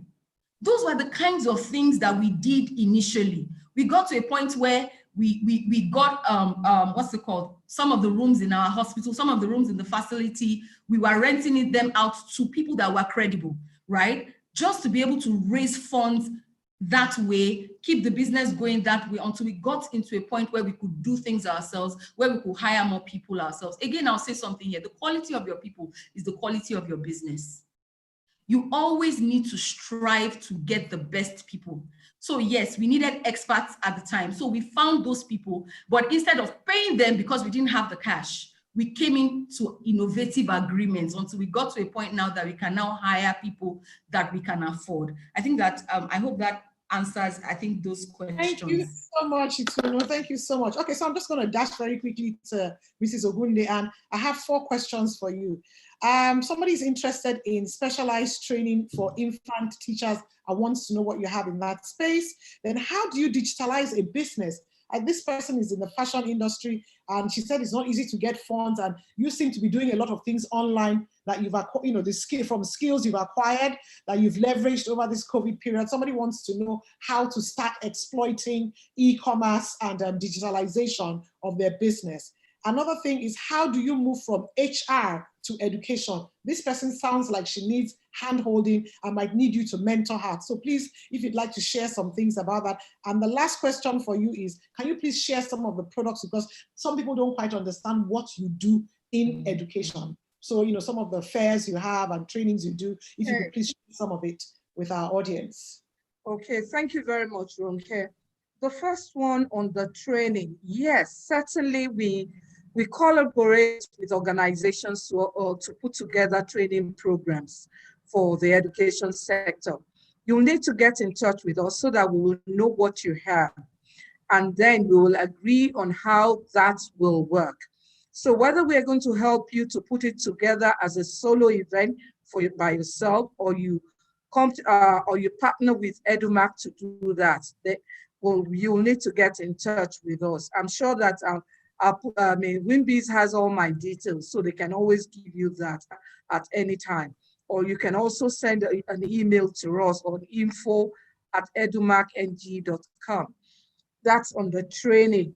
And then on the e-commerce, this is what I'm glad that Itunu has shared quite a number of experiences and things like that. And then you need to do your groundwork on what you want to do. You need to be ready to learn. I found out something also, that Google is your friend is true. YouTube is your friend is true. Even if you don't have money for anything, you will sit down in front of your system and you learn. At least it will give you a basic idea. And that was what I had to do, because at the time the pandemic started, a lot of the things that we needed to do to get online, we really didn't know how to. Nobody could come to your house to come and teach you. Members of staff could not say they were coming to visit you to show madam how to do things. What did I begin to do? I began to do the research myself, trial and error. You get it, sometimes you get it, sometimes you don't. You put your laptop on yourself, you Google the thing, you will come up with various options. You register for various courses. In fact, I can't tell you the number of courses I registered for even during this time. Some fully paid, some not unpaid, some I couldn't. At the time, I became a bit overwhelmed. I said, okay, yes, I know I'm paid, but now I need to now structure what I need amongst all this. And you can imagine that, because I knew that the next stage is not going to be a stage that you can proceed into without knowledge. Knowledge is power. It helps you to make the right decision. The e-commerce sector, whatever you need to do in terms of technology, you can teach yourself. Apart from teaching yourself, ask questions. Don't be afraid of asking questions. Don't be afraid for seeking mentors. Of course, at my age, my mentors in ICT, they're much younger than I am. They will laugh at some of the things I will ask them, whether it's stupid or ridiculous, but at least I'm tapping from them. I'm telling, okay, sit down. You guys just tell me, let me know what needs to be done. And by the time they're saying all of those, even though I don't understand some of the terminologies, I put that terminology down. That's what I will do. I will go and Google it, and I will understand more about that terminology. Because I know that that's the only way I can conquer the next stage. That is the only way I can prevent myself from becoming a dinosaur. I am operating within the education sector. It's a sector that is witnessing such dramatic changes that you will need to move along with it in order to be able to design solutions for them. So that was one of the things I had to start doing. Getting to understand things I never thought I could. Because I remember that 2 years ago, when we put up the first edition of our technology show, we called it Tose Tech. At that time, it was at the Sheraton Hotel. And some people came and they were talking about school without borders. They were talking about schools with no physical structures. And all of us, we looked at ourselves. I can remember all the school owners and everybody, we looked at ourselves and smiled and said, funny people. We just used our hands to dismiss that. Here we are 2 years later. We are in the COVID era. All the things that they were talking about at that time, we are now living through it. And everybody had to start embracing technology. So that's why I would suggest that in terms of that, please get online, get the right people to speak. There's so many young ones now that can teach you a lot of things. And through that, you will be able to determine the way forward for your business. One thing you have going for you, you know your business more than any other person, but you now need extra skill in order to navigate the course of business post-COVID, in order to allow you to pivot, in order to allow you to make the right changes. That's why you need to acquire that knowledge. The next one is the one that wants to move from HR to education. Yes, there are many opportunities within the education sector. It all depends on what you want to do. But first of all, I think somebody said it earlier. I can't remember whether it was Honorable Adeyemi or Ronke that said it, that you must be passionate. You must have the passion for whatever you want to do. If you are not passionate about it, some things, somewhere along the line, you will find yourself giving up. Somewhere along the line, you will find yourself telling yourself that this is not worthwhile. For me, I found my niche. For me, I found something that I enjoy. For me, I found something I could do without being paid. And I've been able through that to actually add value to the sector. I know somebody asked in the final question, what do you actually do at Edumark? That's a very interesting question. We got into the sector. Initially, the whole idea, what we had in mind was just to provide marketing communication services for schools. Just the same thing we do in the field of advertising, help them to advertise their schools, help them to get it to know. But we found that it was different. What they needed at that time was different. And then we began. We had the Edumark training arm. We saw that there was another opportunity that when people who produce so many things for the education sector, they want to get it across to the sector. How do they get it done? I said, what the heck? This can be done. We can do that. I remember that it was the UK Trade and UK Trade and Investment. They took me on an education. They took me to UK for an education show, and I went around there and I saw so many Nigerians. That was about 12 or 13 years ago, and I saw them all over the place. I said, "You guys?" They say, "Yes, we come here every year." I said, "We can do this in Nigeria," and that was how we created the Total School Support Seminar and Exhibition. We call it TOSI. We have been running it now for 12 years. It's the biggest education show in Africa at the moment. The closest to it is the one they do in South Africa. We record over 7,000 to 8,000 visitors in 2 days, over 100 exhibitors from 5 or 6 countries. We are not yet there at all, but we are already utilizing the biggest education space, the biggest event center in Lagos at the moment to stage it. Of course, if you get a bigger space, we're ready to move there. That's just one of the programs we do. We categorize our services. We categorize the education sector into parents, into students, into teachers, and into suppliers. And we created products across every of these particular groups. So that's why we have a very robust offering. So anyone that wants to be mentored, anyone that wants to come into the sector, especially coming from WIMBIZ, I'm prepared and ready at any time to have discussions and to guide you into the sector. So it's a whole new field. When you are talking of technology, let me say this before I round up. I think Itunu also mentioned it briefly. The ability to be able to see into the future, that vision into the future, wherever you're operating, is also critical. A few years ago, I created a group on Facebook. The thing, I just looked at it, that as a marketing communication professionals, I want to be where the people are. I can't be outside where the people are. At that time, it was as if, Yinka, what are you spending your time doing?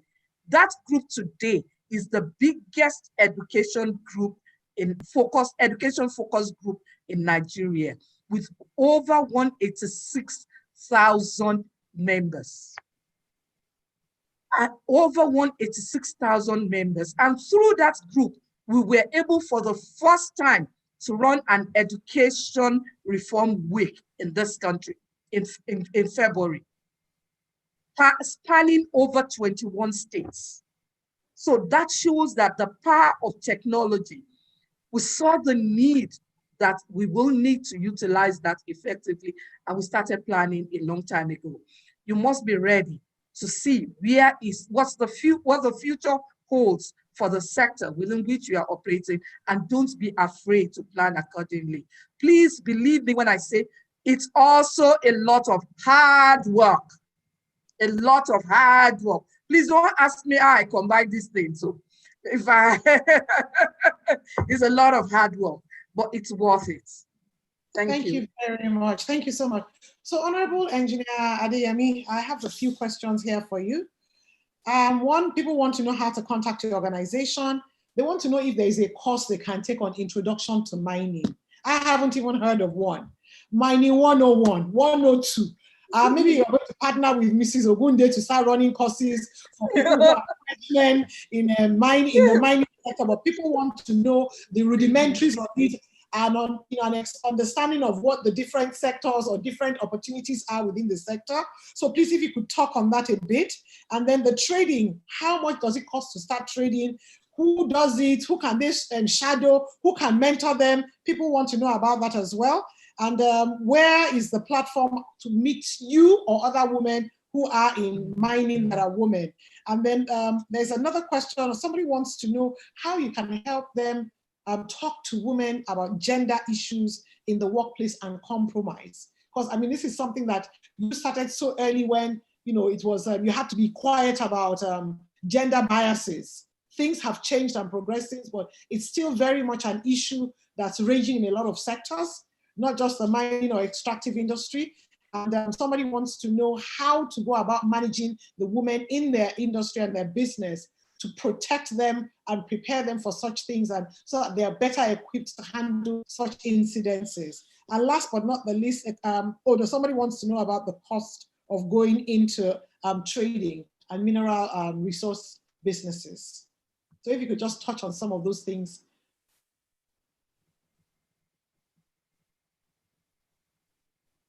Can you put your microphone on, ma'am?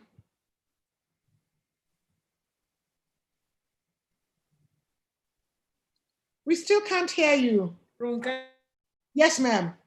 the way you dished out, are you hearing now? Yes, ma'am. I said the way you dished out the questions.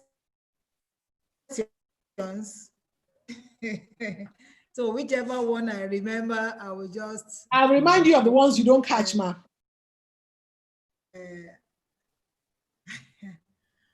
The first thing is that I will talk generally about the opportunities in the sector. Please, excuse me, let me just take this one away. Excuse me, let me just take this one away. You know, when you don't want to miss out, so I make sure I have two systems going. The thing is that, take this one out. The sector is a community on its own. Are you listening? Are you hearing me? Yes, ma'am. The sector is a community on its own. Everything in life you find in mining, from running a restaurant, to being a housewife, to being a professional, to being a mother, to be a service provider, to be a consultant in any field, everything is in mining as a community. So that means any human being can work in the mining sector, any human being. So in the mining sector, you have issues to do with gender. You are looking at social inclusion issues, issue of environment. Now we are talking about the GESI plan. What's the GESI plan? The GESI plan is talking about gender, equality, equity, social inclusion. You are looking at the various policies you want to drive, even the educational sector, because there are issues. Because you can't go to a community and plunder a community. You are talking about sustainability issues in the sector. So you find that diverse consultants can work in the sector. It's a question of just tuning whatever degree you have, you understand, in that area, by aligning it, you understand, in that area. Doctors, for instance, let me tell you, when we had the lead zinc poison, we had doctors who came in, and today they have centers all over Zamfara and Co. That's Doctors Without Border. Something Francais, you know, I don't want to blow my French here. So we're there. So doctors will always have a kind of intervening policy. So you can always look into that sector. You can do a research and say, oh, they are mining gold. Here, cadmium is poisoning them. You want to do your research to find out what is happening. And by the time you come up with cogent points, people will listen to you and solutions to it. You are talking about lawyers. Also, what I'm just trying to say is that diverse profession. But how do you get into the sector? Getting to the sector is very simple. That's why women in mining is out there. And women in mining, to the glory of God today, has developed a very strong linear structure. That is, in West Africa, we have what we call Women in Mining in West Africa, WIMOWA. Then in Africa, we have what we call African Women in Mining, and then International Women in Mining. And so it's a linear structure like that. You cannot be a member of WIMOWA if you are not a member of Women in Mining. Everything has to do because of the way the organization is structured, because it requires a lot of training, a lot of capacity building. You don't want to put people out there, you understand, who will be devastating and destroying the environment. You want to be able to hold them accountable, because accountability matters so much in the sector. So that is about that. So if you want to join Women in Mining, I already have the contacts out there. Then we are www.womeng.org. And then you can always reach me. My telephone number is out there. Right now, I'm in the office, Women in Mining office, and I'm speaking to you from there. So you can always contact us, and then we put you through. Then in terms of training, yes, there are so many. Basically, you know, like I told you, you have your first degree, and then there are all other things you learn on the streets. We are about starting what we call the SHE series. We've done 2 already. You understand? That's what digitalization, ICT is helping us to do. So we build up capacity, and now we are taking it to the rudimentary. Because if you want, there are some areas of mining that you just have to understand. If you want to go into mineral trading, for instance, I'll make gist of my friend. I'm sure she'll be hearing now. She's a director in CBN. She went to Australia and they sold her salt, but she thought she came home with a very prime mineral resource. You understand? So when she got this, she got that. So this is salt now. You understand? So, and in every country there are dupes. So you must understand the crystallography, understand the physical features, understand the chemical features, and be able to ascertain all these things before you go into them. Then if you are going into gemstone industry, which is one women always like rubies, women like sapphire, women like amethyst, women like all those beautiful stones. And those stones are quite very expensive because they are the luxurious end of these things. Again, you have to understand. Then you have to know what you are buying. There's a way you test these things when you look at the crystallography. So it's very important you understand. So mentoring too is essentially very important in that sector. You need to move. And that is why it's good for you to be in a group. In a group, you could have even some stones and somebody else is looking for something else. You can always chat your friend and say, oh, please, do you have sapphire? You understand? Oh, I have gold. You know, how much is it? What do you want to know? Then you just exchange ideas and collaborate, you know, just like in any other sector. So those are some of the things. If you pop up some other questions, maybe about those are the things I caught while you were bombarding me with all the questions. So I'm so sorry I was bombarding you. I just have one more thing that people have asked that you haven't mentioned. What is the threshold, financial threshold for entry into the industry? Women want to know that, is it $1 million entry point so they'll know if they can afford it or not? I think Itunu hammered on that. And I want to discourage women from ever thinking of money. What drives anybody in any sector is integrity. Integrity, humility, and character. Once you have that, you can play in any sector, forget about it. Mining is capital intensive because the mining cycle itself, if you want to go into me, because mining, there are 8 phases of mining. You have what you call reconnaissance survey. You have what you now call, after your reconnaissance survey, you go into your exploration. After exploration, you do your reserve estimates, then you go into your exploration, you go into exploitation, you go into your processing, and then if possible, value chain addition. So from point A to the exit, you know it's capital intensive, and no player plays in all. You decide on which side you want to be. And you know it's possible if you have integrity. For instance, for my sisters that have just spoken, I just want to give you an idea. Okay, now you have, you are in the education sector and you've posted some very good something and you have good relationships across. You could woo some of your partners. Everybody wants to diversify, and as long as man is alive, man is always looking for more. Man is always looking for more money. You know, you can tell them, oh, we have this sector, we want to, let's explore. Let's see the opportunities in the sector. And then you go into that sector and see what is happening in that sector. So for me, I don't like talking about money because when I talk about the money, you'll be frightened because money, access to fund is still a challenge. But you know that BOI has been doing well. We found 1 or 2 women whom BOI gave good money, you know, and they bought good equipment, understand, to back and support whatever they are doing, just like in any other sector. So my own advice is that the first thing is for you to understand, take interest in the sector, because I was reading some of the charts, you know, which is cross-cutting. Some of the questions people are putting up. The first thing is for you to understand knowledge. Go and first of all read about this sector. When you read about this sector, because I read a young lady who said, I have heard what Mrs. Ogunde said, I have passion, but I don't. If you have passion, you won't even know that anything can stop you. Your passion, that means your passion is not yet there. If you have passion, nothing stops you. For me, I don't believe anybody can stop me in anything I want to do, except I don't want to do it. So if you have passion, that thing is, first of all, gather all the informations you can gather, map up your strategy, drive out your strategy on it, have a plan. Then after that, you start looking, who is this, who is this? Incidentally, the banking sector don't know much about mining yet in the country because it's relative, you know, we abandoned mining since the 50s, you know, to start to pick it up all over. But even at that, if you go on the internet, you find it is awash with people, you understand, looking for one thing or the other to do in the mining sector.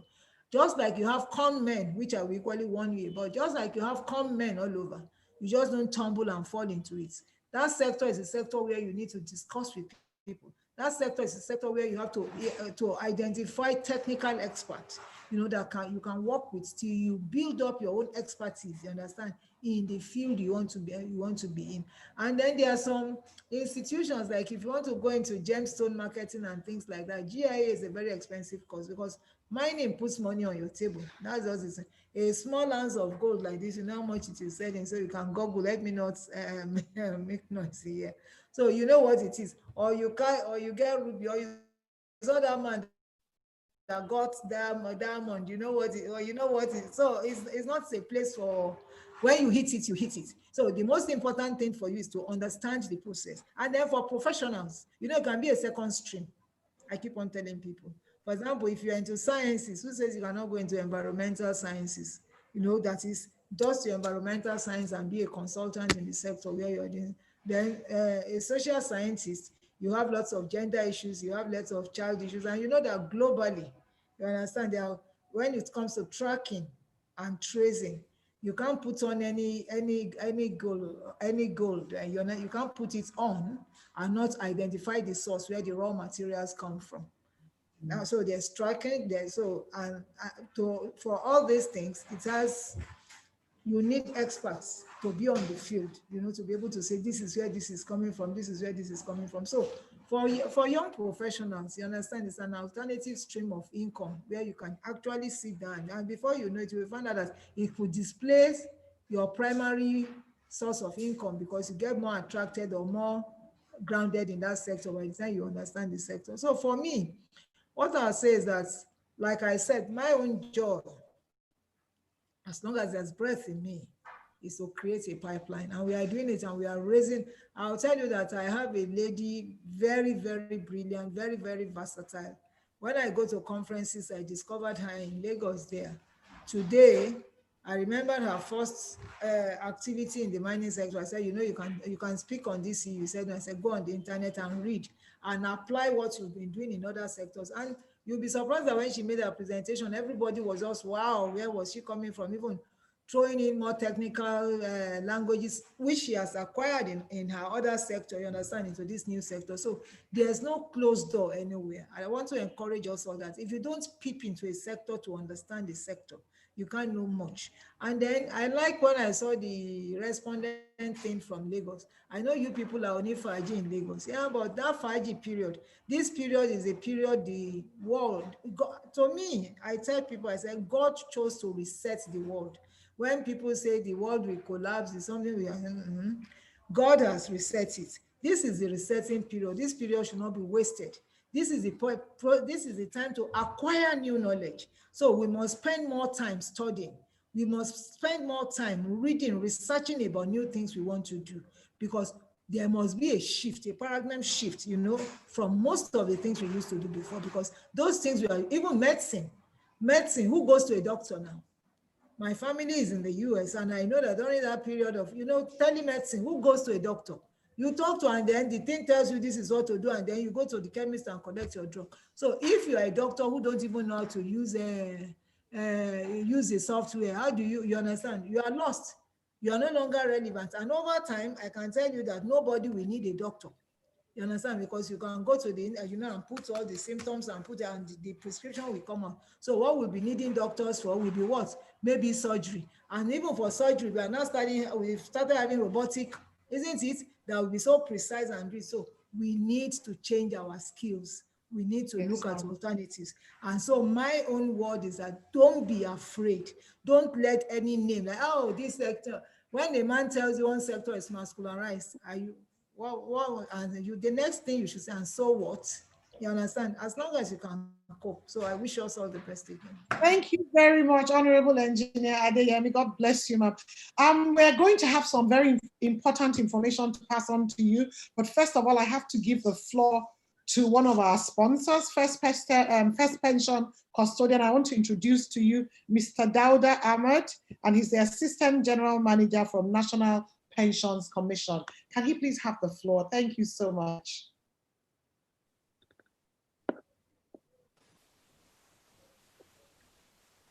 Mr. Ahmed.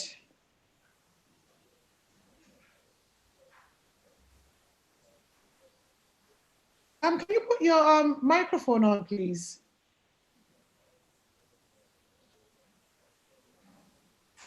Hello? Mr. Ahmed, can we have your microphone on? You're muted.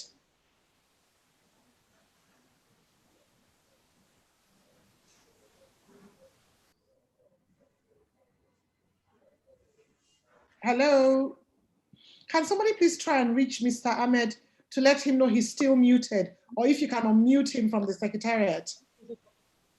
Why not Business Center? Or our own machine?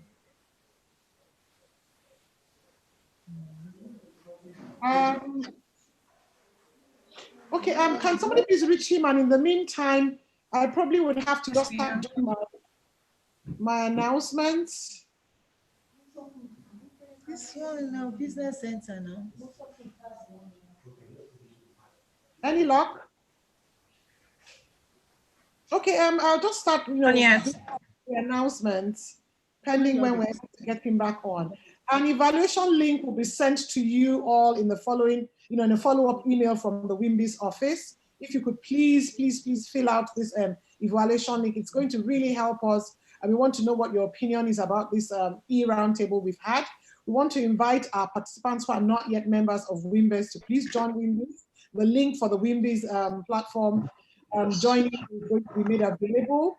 And those of us who are associates, please don't forget to pay your dues. I know it's COVID year and none of you have visited the secretariat, but work is going on and we've been very, very busy and there's still so much going on before the end of the year. We have our 19th annual conference scheduled to hold virtually. It's our very first virtual conference on Friday, November 6th. And the registration fee is a paltry sum of 32,000 naira 500. You're going to miss those wonderful meals at the hotel, and we're not going to see all the gaily dressed women looking beautiful, and no high fives and selfies and whatnot. But we're still going to have the conference. So please get on the conference@wimbiz.org email, and please let them know if you have any inquiries. We look forward to you participating. So please don't miss it. It's WIMBIZ's first ever virtual conference, and we hope that you've enjoyed this session. We look forward to having you on all our other sessions. And please hold on and let's see if we can get Mr. Ahmed back on.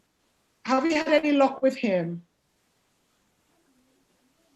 Still thanking our sponsors, Nigeria LNG and First Pensions Custodian, are wonderful speakers.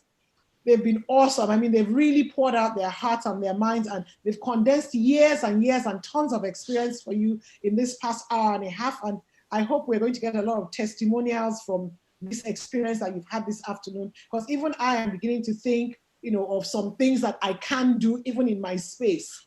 I can organize conferences, I can bring together women, I can organize more trainings. There's so much out there to do. And I think we should all explore one or two opportunities. If we get caught up and we're not able to execute them fully, reach out to the WIMBIZ office, find out how they can hook you up with mentors, help you build capacity, help you access financing and other resources that you would need to take these dreams you have to fruition. Any luck with Mr. Ahmed? Hello, can you hear me now? Oh, fantastic. We're glad to hear you, Mr. Ahmed. Yes. Thank you very much. I've been trying to get through to you all this while. Oh, fantastic. I'm glad you're on now. So thank you very much. I'm glad to be with you. So I will just go straight ahead. I know we have taken a lot of time, so that I don't take so much of your time during the presentation. I want to reintroduce myself. My name is Dauda Ahmed from the National Pension Commission. For those of us whom I don't know, the National Pension Commission is the regulator and supervisor of the new pension industry in Nigeria. It regulates all pension matters in Nigeria. And still to remind us, as of 2004, Nigeria transited from a different kind of pension arrangement to a contributory pension scheme. And new players were introduced into the picture. Prominent amongst them is, of course, the Commission as the regulator, the pension fund administrators, and the pension fund custodians, of which First Option Custodians is one of them. What are their specific roles? PENCOM, the regulator, the pension fund administrator, as the name implies, administers all pension matters on behalf of his clients. Custodian, of course, from the name, it implies that they keep custody of pension assets. So there's a clear demarcation and clear rules that have been identified for each of the players. Now, who are supposed to participate in the scheme? Mandatorily, several players have been identified who are mandatorily required. Prominent amongst them is all public sector workers, and then private sector workers for those who are employed in organizations having minimum of 3. So this is the whole description of the people who are the employees who are expected to be mandatorily to be part of the scheme. And as the name implies, it's a contributory scheme, meaning that both the employer and the employee get to contribute towards their pension benefits when they eventually get to retire. Then what about a greater, if you look at the demography, for those who are mandatorily supposed to be part of the scheme, it's a very small number. Probably about, let's say, maximum about 15 million. We have a working population, several estimates ranging 80 million, 100 million. So there is a large number of individuals out there who do not have any pension arrangement, who are not covered. But thankfully, the Pension Reform Act of 2004 and the new Act of 2014 indicated that there will be, for those who are in the informal sector, for those who are self-employed, and for those who are employing less than 3 organizations, that is, they can participate in the scheme, but on a voluntary basis. So coming back to our topic, it covers this particular category I've identified: the self-employed persons and employees of organizations with less than 3 staff. How can they participate in this scheme? We've coined it as a micro pension plan, or basically it's more of a personal pension plan for this category of individuals who are not mandatorily covered by the scheme. So how can they participate? How does this micro pension plan work? There is the aspect of registration. An individual who is interested, who falls within that category I've identified, will have to register with the pension fund administrator of his choice. There are 21 pension fund administrators currently in Nigeria that are licensed by the National Pension Commission to administer pensions in Nigeria. So a prospective micro pension participant could register with any of the pension fund administrators of his choice. A minimum age of the prospective participant under micro pension plan is 18 years, obviously. Now, how do you contribute? For this category of people, because it is not mandatory for them, it has been made flexible. Why the need for flexibility is because of the characteristics of this individual. They do not rely to a large extent on a monthly salary. So you cannot target to when they get paid in terms of as a monthly wage. So the contributions could be made on a daily basis, on a weekly basis, or even on a monthly basis, as long as he's able to put something aside if he has some extra that he may want to keep away towards meeting his pension obligation where he is no longer able to work. Now, an interesting feature of this, because it's not mandatory, is the contributions are split into 2. There is a portion that is retained primarily for pensions. And the second portion is for contingent withdrawal. Contingent in the sense that we recognize the need to be flexible for this category of workers. There might be the need for an individual to make recourse to his savings from time to time. So that individual could go to the contingent portion, which is 40% of any contribution that he makes, whether it's on weekly basis or on daily basis or even on a monthly basis. He could go into his savings and then draw down on the 40% contingent withdrawal. This is very important because, as I said, we recognize that individuals may want, for this particular group of individuals, they may want to make recourse to their savings. And you cannot tie it up exclusively, even though that is the main purpose for these savings, for you to save towards when you are unable to work, that you have something to fall back on. Then how do you draw down? Aside from the contingent withdrawal, the 60% that is retained for or managed exclusive of pension, you could draw down when you reach the age of 50, as an example. Or you could delay it until you are whatever age when you are above 50 years. How will you be able to draw down on it? Of course, it will have been invested by the pension fund administrator. There will be returns on investments on it. And together with the contributions you've made, you can be able to draw down. There are 2 ways in which you can be able to draw down. Because it is pensions, you could decide to stay with the pension fund administrator and do what we term a programmed withdrawal, which is based on life expectancy or projected lifespan. Or you could go to annuity, which is an insurance product that will also guarantee you certain payments progressively until you eventually die. And within that, for each of the two options, you could decide to have also a lump sum upfront out of your total savings, and then the rest you can be able to spread to be giving you periodic payments up to the rest of your life. So these are the various stages through which you can go and how the micro pension plan works. Important to highlight is the fact that this is a plan that is meant for the individual. It's a personal pension plan, and it's an opportunity for individuals to be able to save on small amounts, given the frequency that we've highlighted, whether it's daily, weekly, or monthly, that you can keep something aside on periodic basis. And before you know it, you'll be surprised at what you're able to save. And of course, it's being invested. I think an important question that people might ask is how safe are these funds?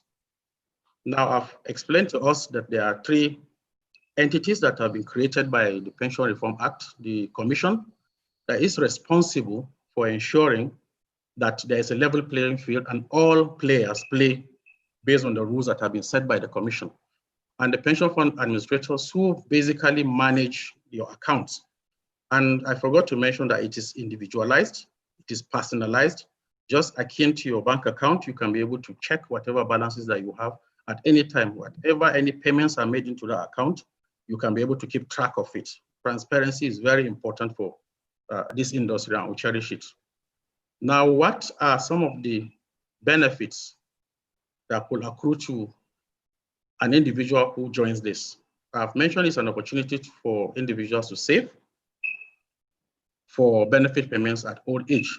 As I need to reiterate, it's a personal pension plan. It is at your own volition that you want to come in, and primarily, whatever savings you are going to make is towards meeting your pension obligations or getting payments when eventually you decide to stop working or when you reach old age. Now, these pension contributions are invested by the pension fund administrators. We have strict rules and asset classes where these PFAs can be able to make investment decisions on our behalf. And of course, there are returns on investment. What we strive to achieve is to ensure that the returns are above inflation, rate of inflation, so that we'll have real returns on our investment. And importantly to note that these pension contributions or returns on investment are tax exempt. So there is every incentive for one to be able to keep this, to save towards meeting benefit payments when someone reaches old age. Part of the benefits that we're envisaging has to do with incentives, because it's very difficult for individuals to take a conscious effort voluntarily to save for the long haul. So what we're looking at is, okay, what incentives can we bundle with this micro pension plan that will ensure that individuals will be willing to save? There is what we call the minimum pension guarantee, which is a feature of the contributory pension scheme that would allow, subject to individuals meeting certain conditions based on number of months of contributions and even the amount that you eventually contribute, to enable you to meet certain, just akin to a minimum wage, that will ensure that individuals who save and meet certain requirements, thresholds, will benefit, will have a minimum pension at the end of the day. You could also bundle it with medical services, so that some arrangements could be made with, for instance, the National Health Insurance Scheme. That's just an example. PFAs are allowed to come up with different activities or different incentives that will ensure that individuals get to subscribe to the scheme. So these are a few aspects I've mentioned of the scheme. And I will await further questions for individuals so that I can be able to elaborate more given the time that we have. So thank you very much. Thank you very much, sir. Thank you so much. I mean, that was nice and brief. On behalf of some of the women out there, I'm going to ask you a couple of questions. First and foremost, we hear that the Nigerian Naira depreciates yearly by 15%. So how are you going to give us returns of above 15% to guarantee that our money is growing? I mean, we've had a lot of stories of, pythons swallowing money and things. We don't want to get old and then we now realize that our hard-earned and saved funds have disappeared. Is it securitized? Is NDIC insuring the funds with you? What sort of comfort are you going to give us on that note? And for example, I mean, I'm sure this would appeal to a lot of entrepreneurs. What if we're already 50? What can we do?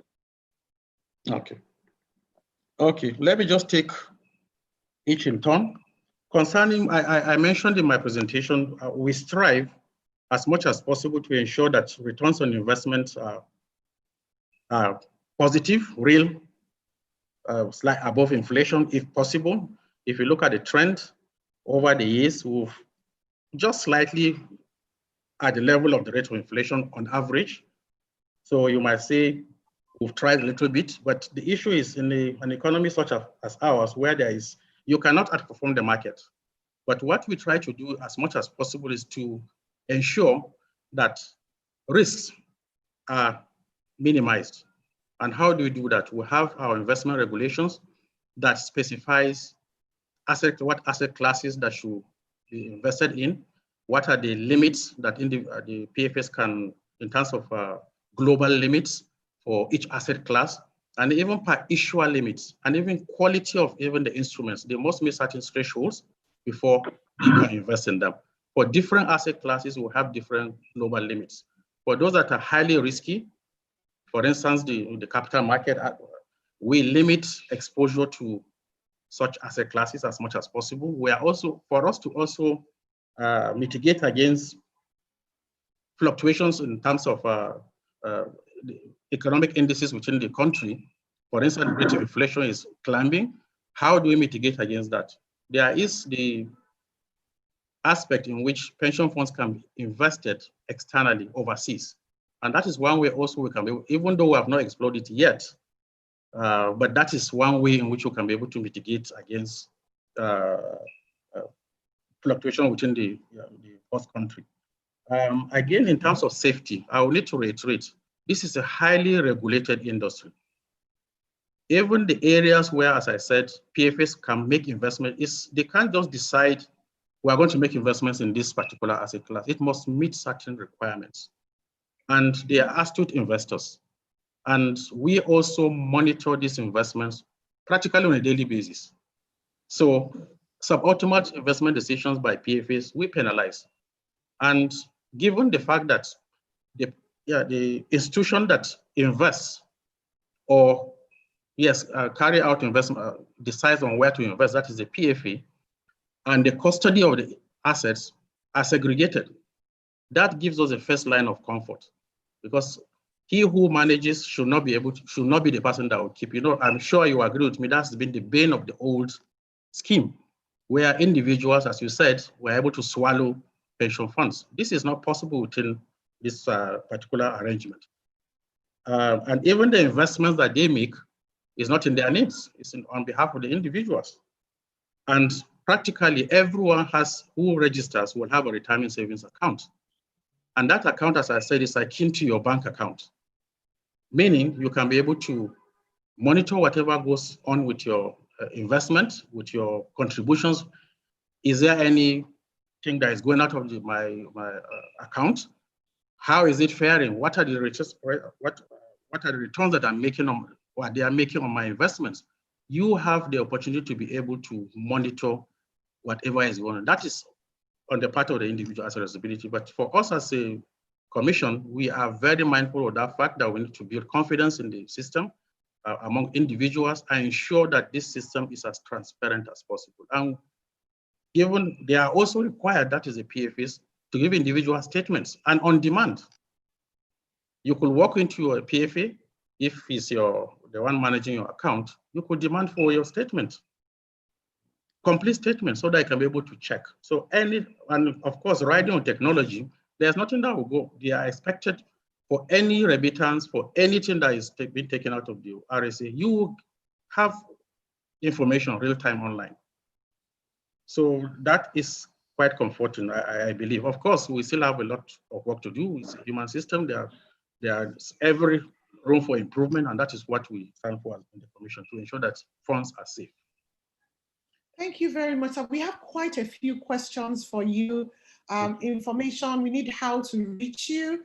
Okay. I'm going to suggest that the Secretariat take a list of the questions that you've that have been put out to you, because there are quite a few, and we're far gone when it comes, in terms of having spent the time beyond what we had planned to, and they would have to send you these questions, and if you could respond to them so that WIMBIZ can pass these answers back on to the participants that have raised the questions. We really appreciate. We appreciate you coming on. We thank you for enlightening us a lot more about this and making it understandable, because everybody just hears about Pension Commission and they're not quite sure what they do and what they have to offer.